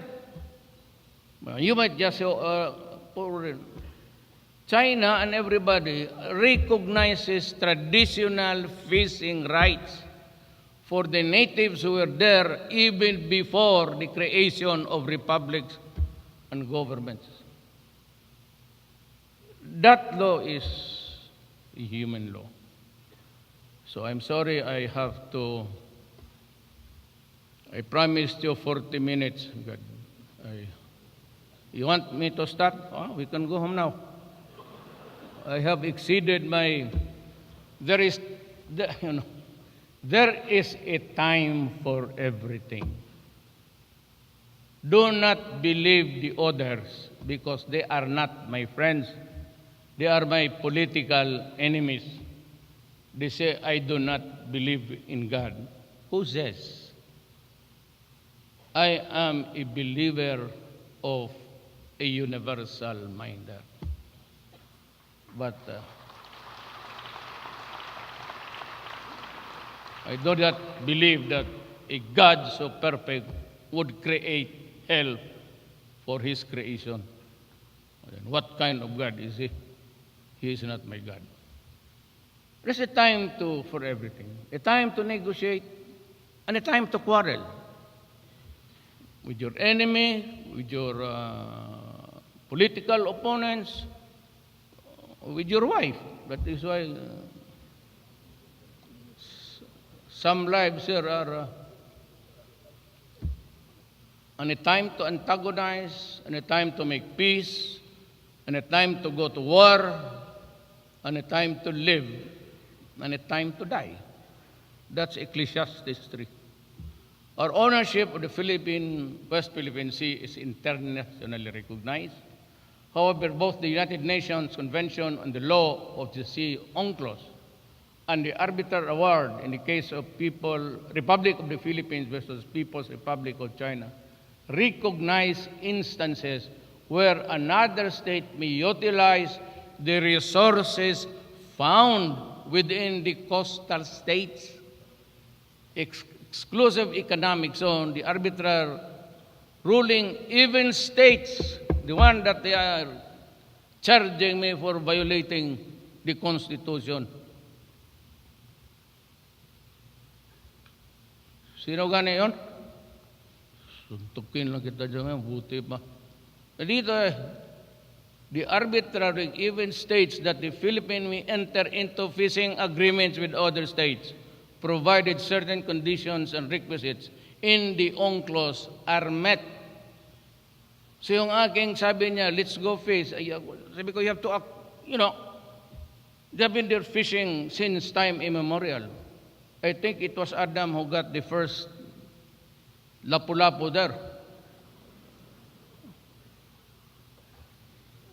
Let me assure you that national honor and territorial integrity shall be foremost in our mind. And we may take next steps in the smoldering controversy over the lines of arbitral ruling. The West Philippine Sea is ours. There is no ifs and buts. It is ours. But we have been acting along that legal truth and line. But we have to temper it with the times and the realities that we face today. Poverty incidence fell from 27.6% in the first half of 2015 to 21% in the first half of 2018. The most important number, though, is the 6 million Filipinos we need to pull out from poverty. Kindly help me on this. And you know, as I said, corruption is everywhere. You are free to investigate. I don't take offense. If there is anything wrong in my department, the executive, you are free to open the investigation anytime. You do not have to call me. Call the idiots, expose them, and send them to jail. You are helping me. Do not be, I am not, I've been a prosecutor. I know how it works. Feel free. Feel free to expose anything that is not in accordance with law. We have pursued tax reforms to fund our poverty reduction programs. I therefore implore Congress to immediately pass Package 2 of the Comprehensive Tax Reform Program, or the Trabajo Bill, which shall gradually lower the corporate income tax and rationalize and improve fiscal incentives. It will energize our MSMEs and encourage them to expand their business and hopefully generate, I'm using the word hopefully, para sabihin na you're all talk, hopefully 104 million jobs in the coming years. The MSMEs hold the promise of raising a lot of the Filipinos. I therefore believe that it is now time for Congress to approve a new version of the salary standardization law. Ngayon na. And to the teachers, alam mo dito, who toil and work tirelessly to educate our young. Kasali na po dito yung hinihingi ninyo. Hindi naman masyadong malaki, pero it will tide you over during this hard time. A little bit bigger than before. This is intended to increase salaries of national government workers, including teachers and nurses. Good.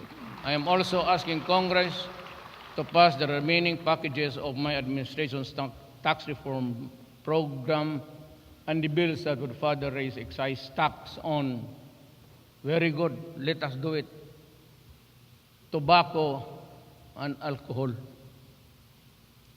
Sinong naninigarilyo dito? They should be exterminated from the face of the earth. They are the ones, you know, I do not hide what's wrong with me. I acquired Burgess disease because I smoke. But I made it a national policy because, you know, when I was new mayor, I went around to see the discos and nightclubs. I could hardly see the faces of the people inside. You have to wade into a thick smoke to just recognize one. So that was when I decided. But I was still smoking. But I decided, because I knew, I already had it. It's time. So, sabi ko. And in national law, para lahat na, that at 12 o'clock, everything closes. I'm not trying to pull a chair here. Mine was that 2 o'clock noon sa Davao. It was 2, then I reduced it to 1. When that boxing mayor there became mayor, she reduced it to 6. Walang order, no orders in advance. So we have ordered already, so you can close, but we have to drink. Itong ngayon, at 12, everything closes down. Nobody works. So I think that we should adopt it. Most of the states, in many states, in many countries, gano'n ba? Alas 12, sarado na talaga. We have to stop drinking. And jukebox, they're only good up to 8, 9. 8 maganda. It's there in every corner store, blares out noise, and the children will go to school and the working class and you are there with your store, I have prohibited it in Davao, and at 12, as you see, Davao is quiet because everybody is resting already, be it in the memorial parks, cemetery, or in the comfort of their home.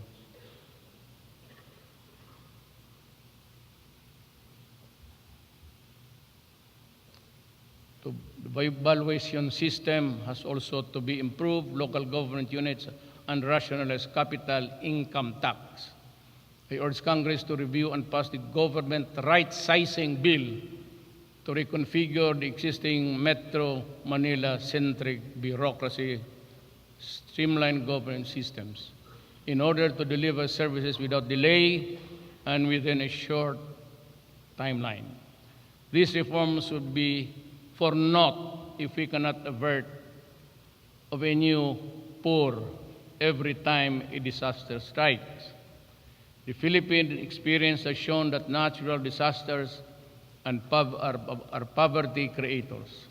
That is why we need to hasten the establishment of the Department of Disaster Resilience so that this department focus on the natural hazards and climate change. I urge Congress to fast-track the passage of the administration of this bill, administration version rather. In 2017, I reminded all of you of the probable consequence of a catastrophic earthquake in Metro Manila and its surrounding provinces. Since then, I have established a project management office for the earthquake resilience and the greater Manila area to implement two-pronged strategy on earthquake resilience and mitigation efforts. I just heard, it's not in my speech, I just heard that from a psychic that the first crack, when the big one hits, will be right here in the center of this.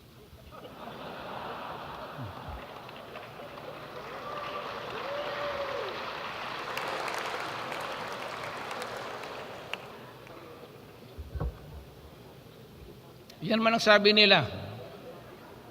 Philippines is so corrupt, it's so lousy, that if you kill all congressmen, senators, and the president, we will have a new day. So I pray that if the earthquake comes, it comes now, this moment. Kompleto na tayo. May madamay pa tayo doon sa harap.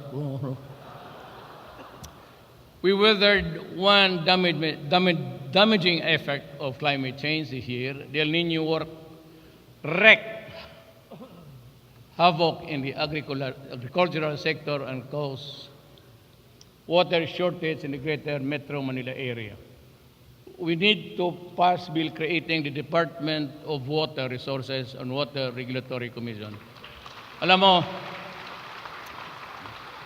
the agencies and the guys that are handling the entire water work system, you have to change it immediately. You know what? There was this 3-day no water. I was in Davao. So everybody was complaining. And I was even afraid to come here because what if my girlfriend will not be able to take a bath? She will smell like hell. So I said, I'll wait for the water to wash her. Alam mo kung hindi ako nagmura, kung hindi ko sinabi, and then when I arrived in the morning, there was water. And my girlfriend was fresh.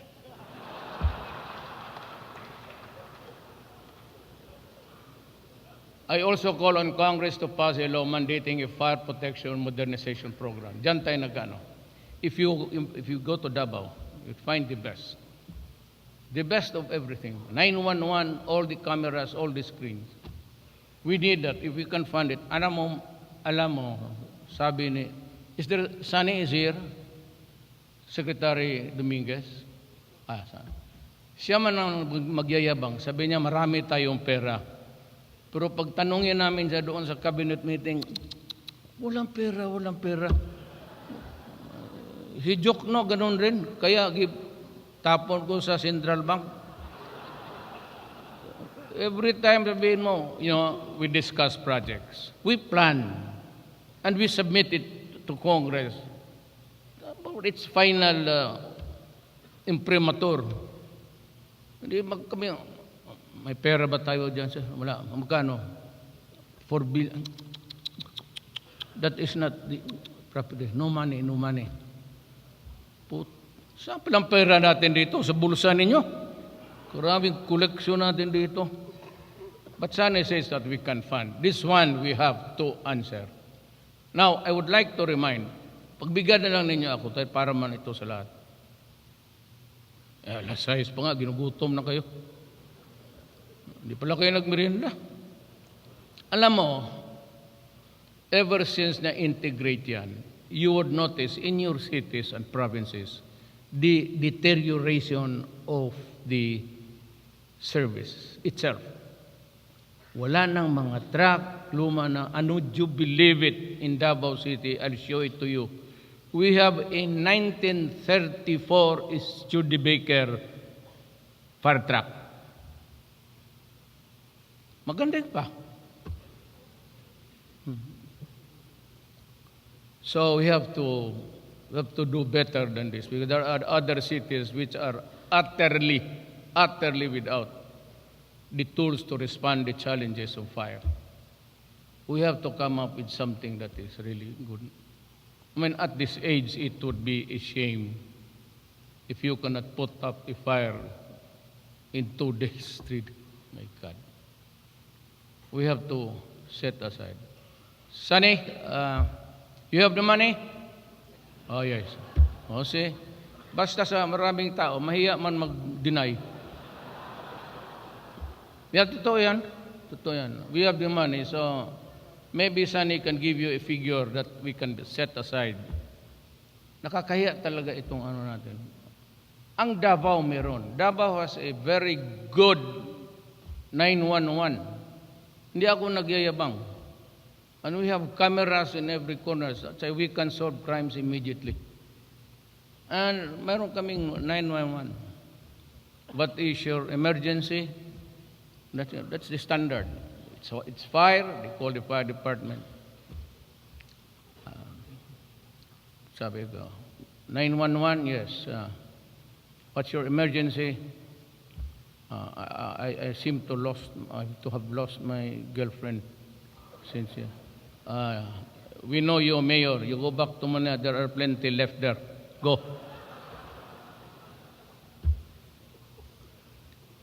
This will equip the Bureau of Fire Protection with tools to respond to challenges. I further ask Congress to urgently pass the National Land Use Act or NLUA within this year. Pakilang po, so that we can proceed with the new, we can meet the demands of the new investors coming in.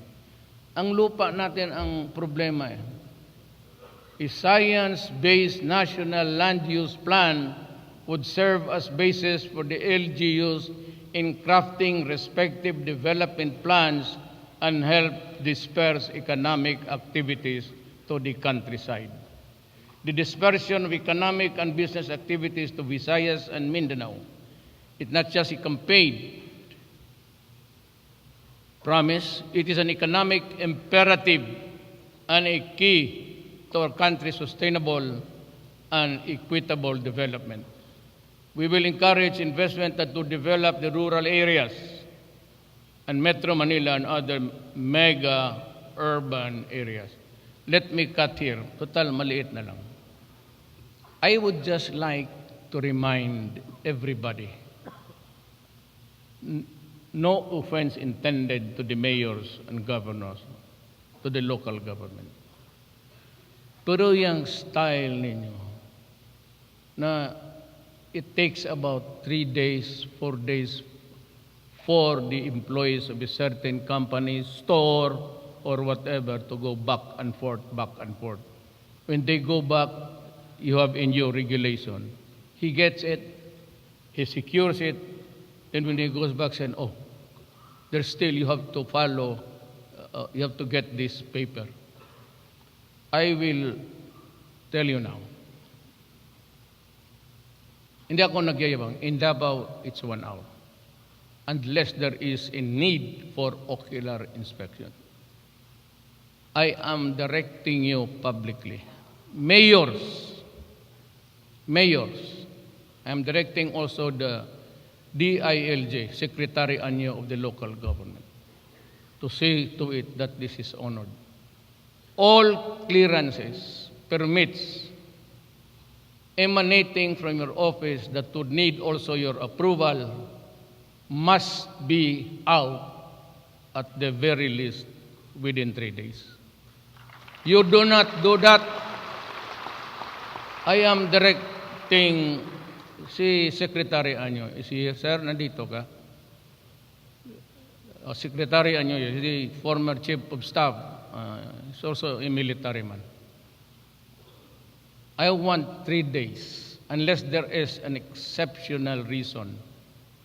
3 days, para hindi na magpabalik-balik, kasi dyan ang pirahan. Pagdating doon, meron namang hingin, padotong mo hingin.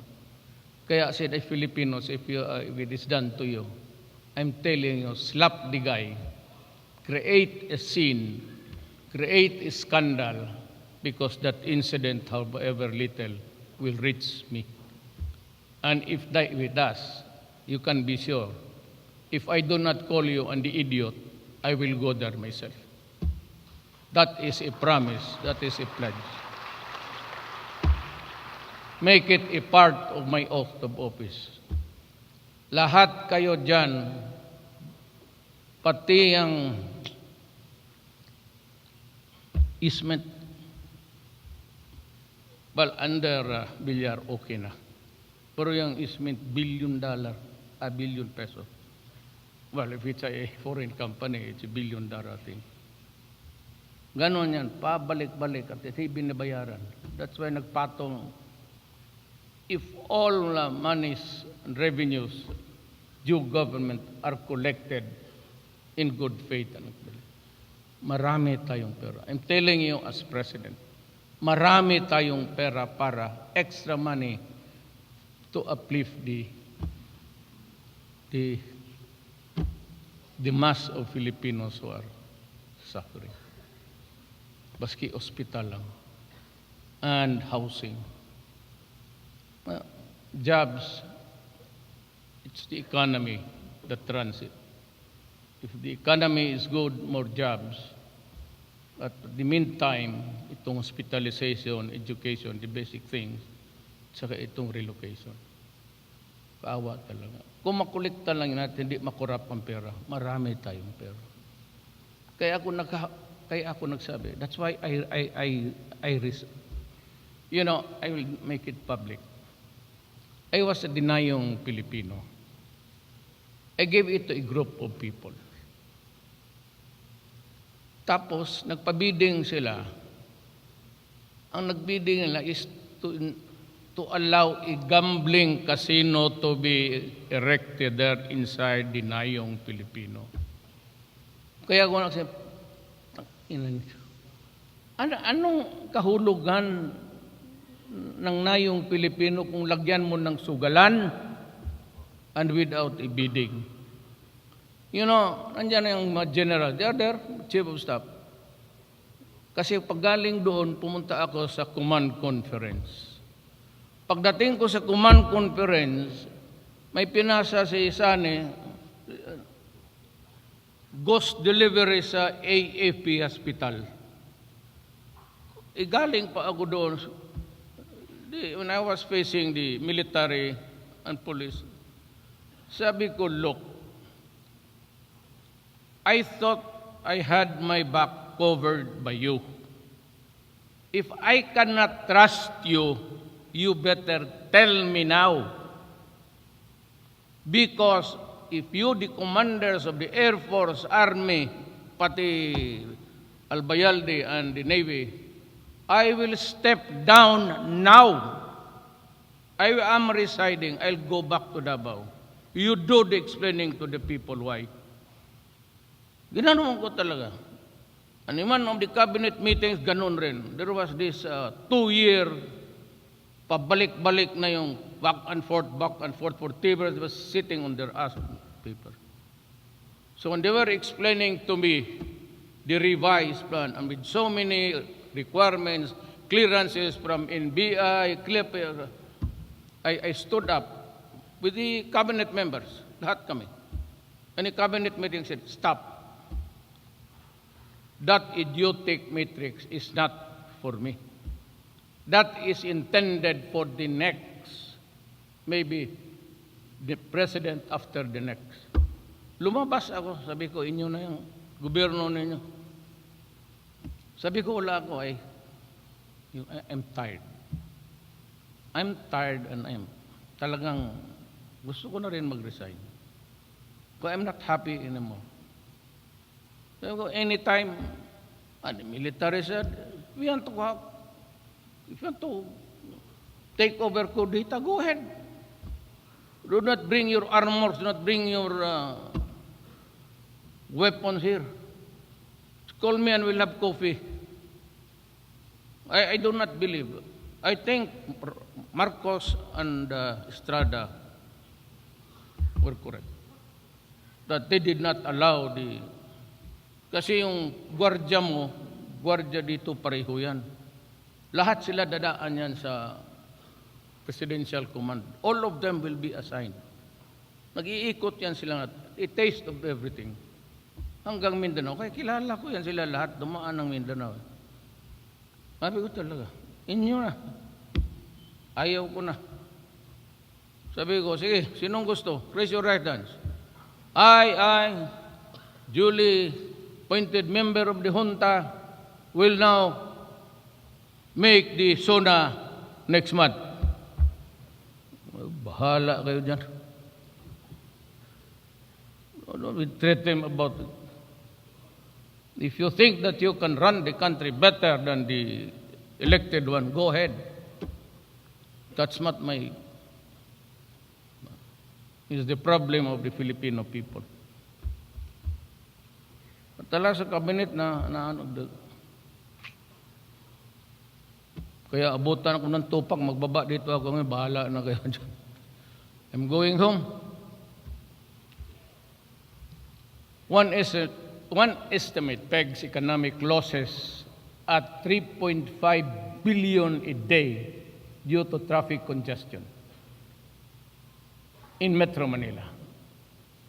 So meantime, I reiterate my directive, my request, my pleading to the MMDA and all concerned local officials in Metro Manila and other cities to undertake immediate action to ensure the speedy and smooth flow of vehicular traffic. Reclaim all public roads that are being used for private ends. Marami dyan. And again, I ask Secretary Anyo to see to it that this is enforced. If there is a mayor or a governor or kung ano sino kang demonyo ka, i-suspend mo, Sir Anyo.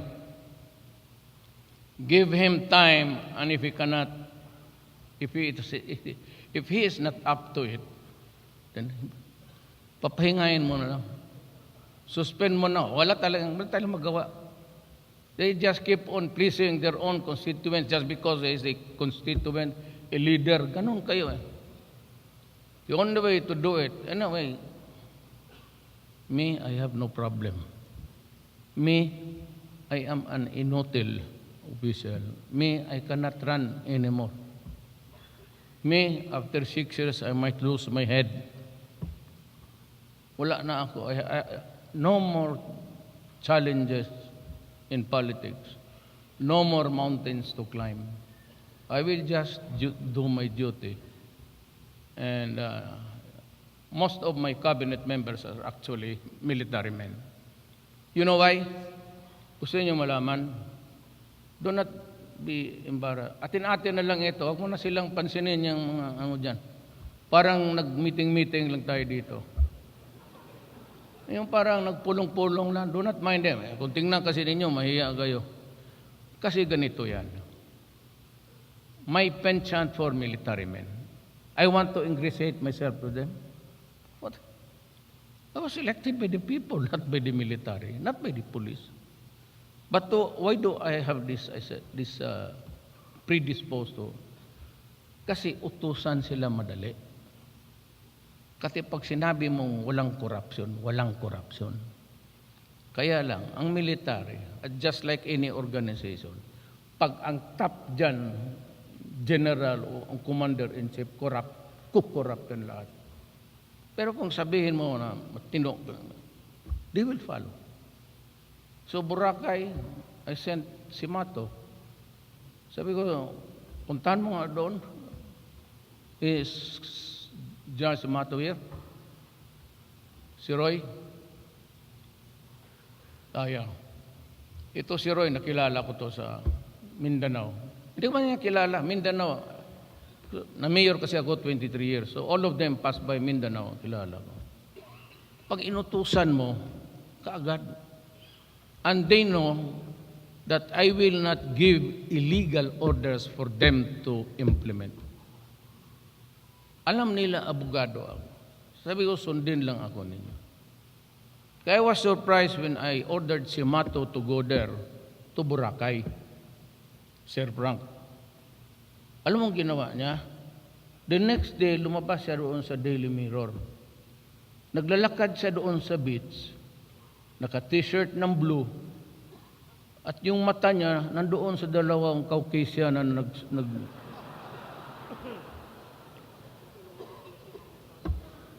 kadamit sa Mato. Akala ko ba inutusan kita? Yes, ano? O bakit ka nagpalakad-lakad dyan sa beach? Titingnan mo yung nagkabikini na dalawang puti. Sa napadaan lang ako, sir. Kuya, trabahuin mo yan, ha? And they did it in 6 months' time. Of course, with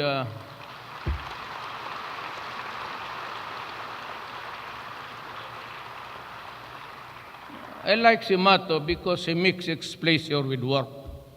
That is the way how to do it.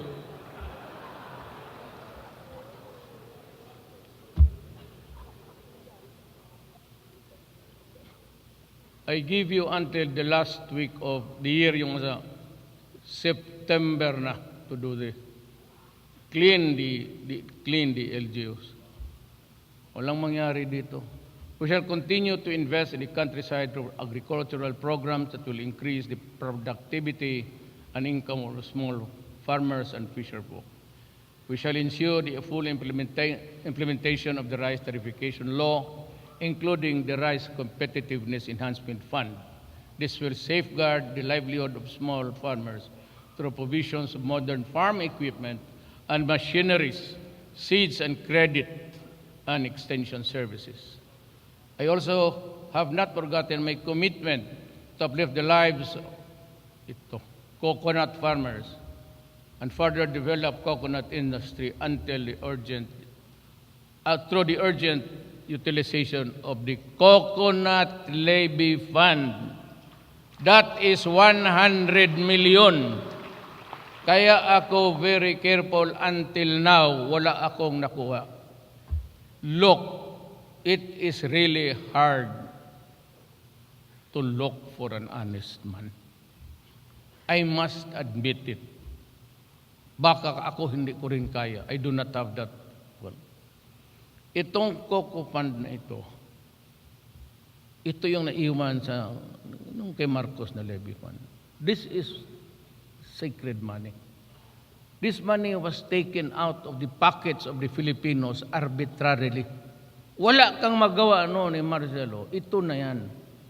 Kaya itong Coco Levy Fund, kung sabihin mo lang, tama ang Supreme Court, hindi mo pwedeng maibigay, sabi mo sino, you can no longer trace the truthful owner of the land. Ang plano ko, kung gusto ninyo, you save the money. You invest the money, siguro mag-abot yan ng mga more than 100 billion. Ilagay na lang ninyo ng trust fund for the government. So, mga 5 billion. Ayun na lang ang gastusin ninyo to reserve the money. Rather than do it parang sprinkle na ibigay mo sa mga tao, you cannot, sabi ng Supreme Court, tama sila, you can no longer trace the genealogy of the owners, the original owner. And sometimes it would fail. I will not act on that until I find the money. Wala pa akong nakuha. I have yet to look for the money. Hanggang ngayon naghahanap ako, wala akong nakita. Kasi malaki ito. And this will, if you assign a corrupt idiot there. Kaya ang gusto ko, o baka nagustuhan rin ninyo, ideposito ko na lang. Let it remain as a remembrance to the people who lost their at that time.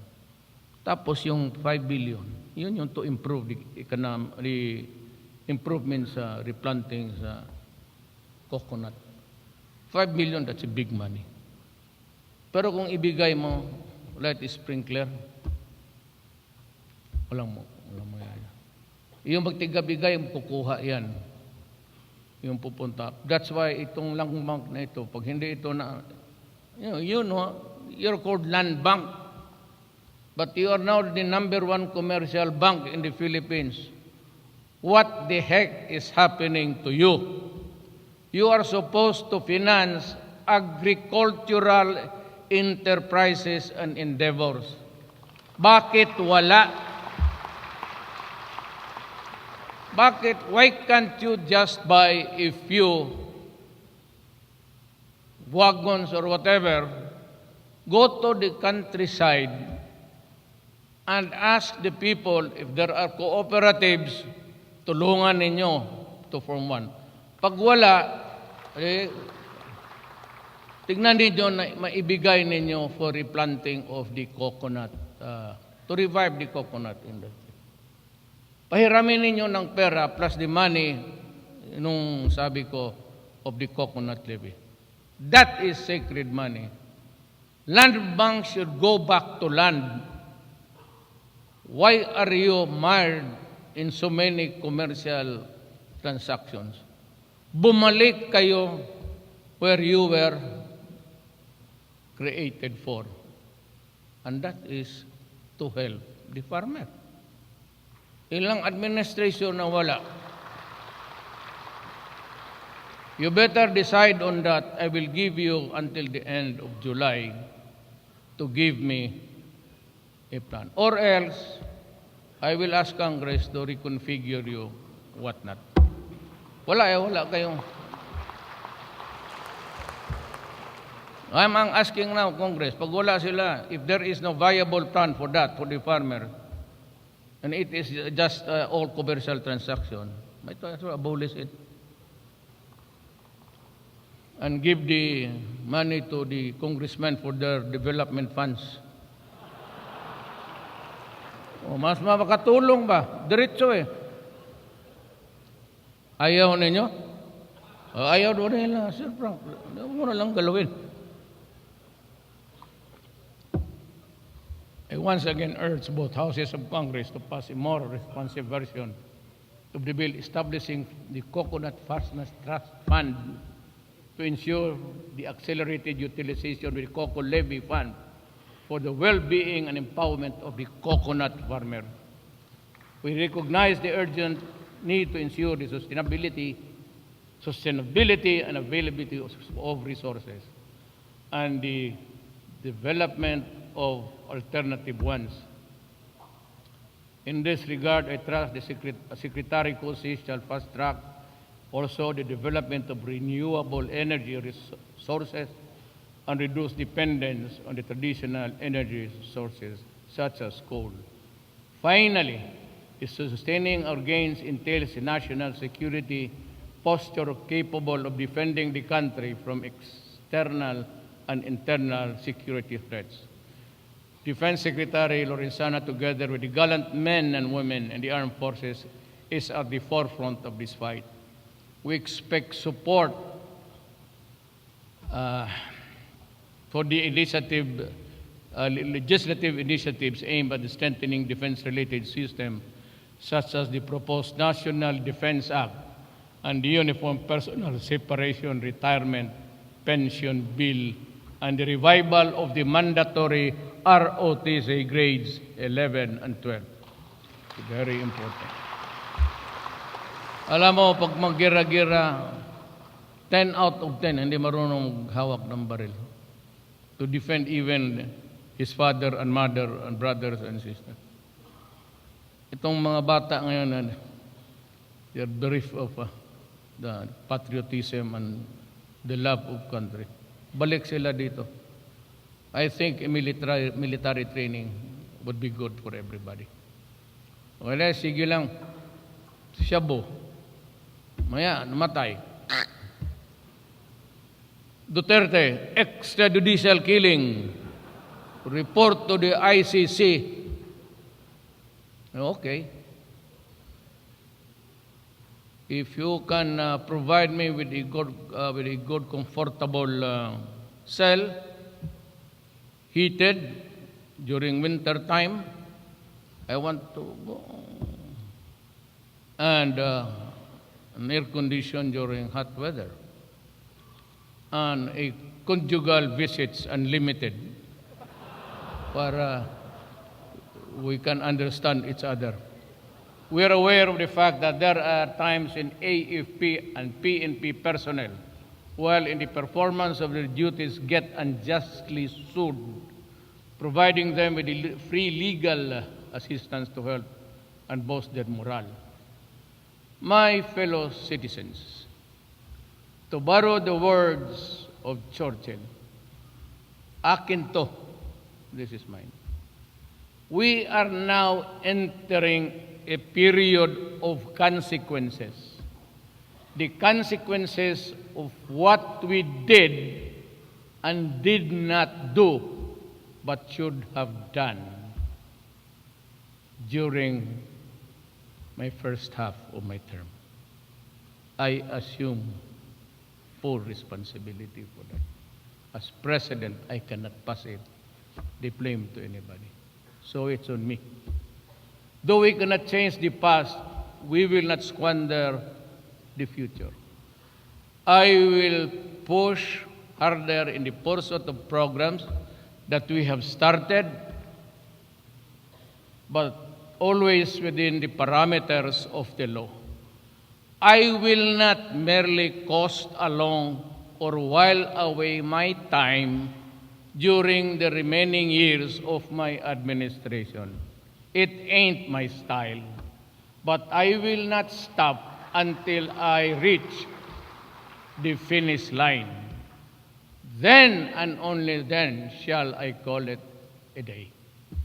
Our goal for the next 3 years is clear. A comfortable life for everybody, all Filipinos. We have made significant strides and accomplishments and signal milestones as a nation in the past 3 years. This momentum must continue with greater fervor in the next 3 years and beyond. I dream of glowing days ahead for every Filipino.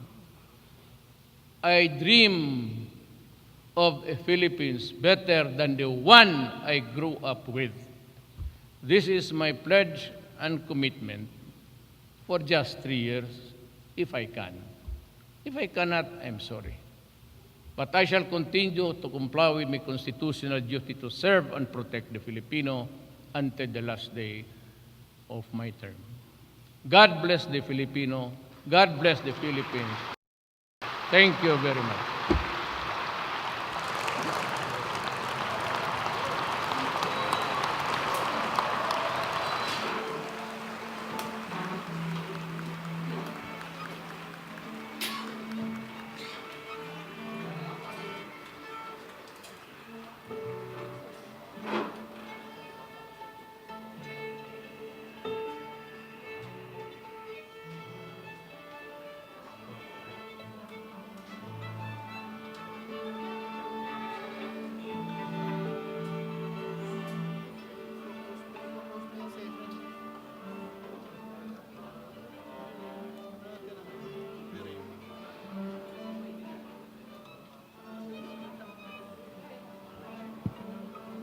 part of the Senate, the joint session is hereby adjourned.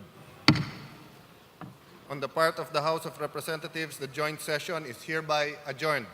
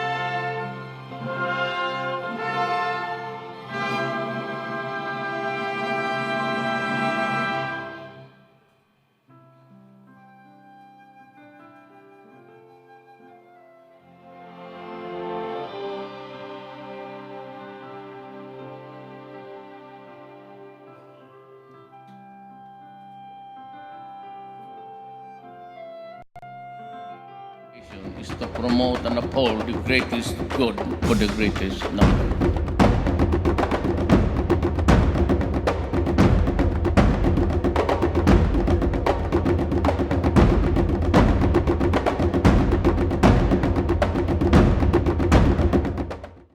It is my vow to make sure that your well-being remains our foremost foreign policy concern. Your concern is human rights. Mine is human lives. I value friendship, but it has its limits. We shall continue to reach out to all nations regardless of their prevailing political persuasions. The war against illegal drugs is far from over. My obligation is to promote and uphold the greatest good for the greatest number.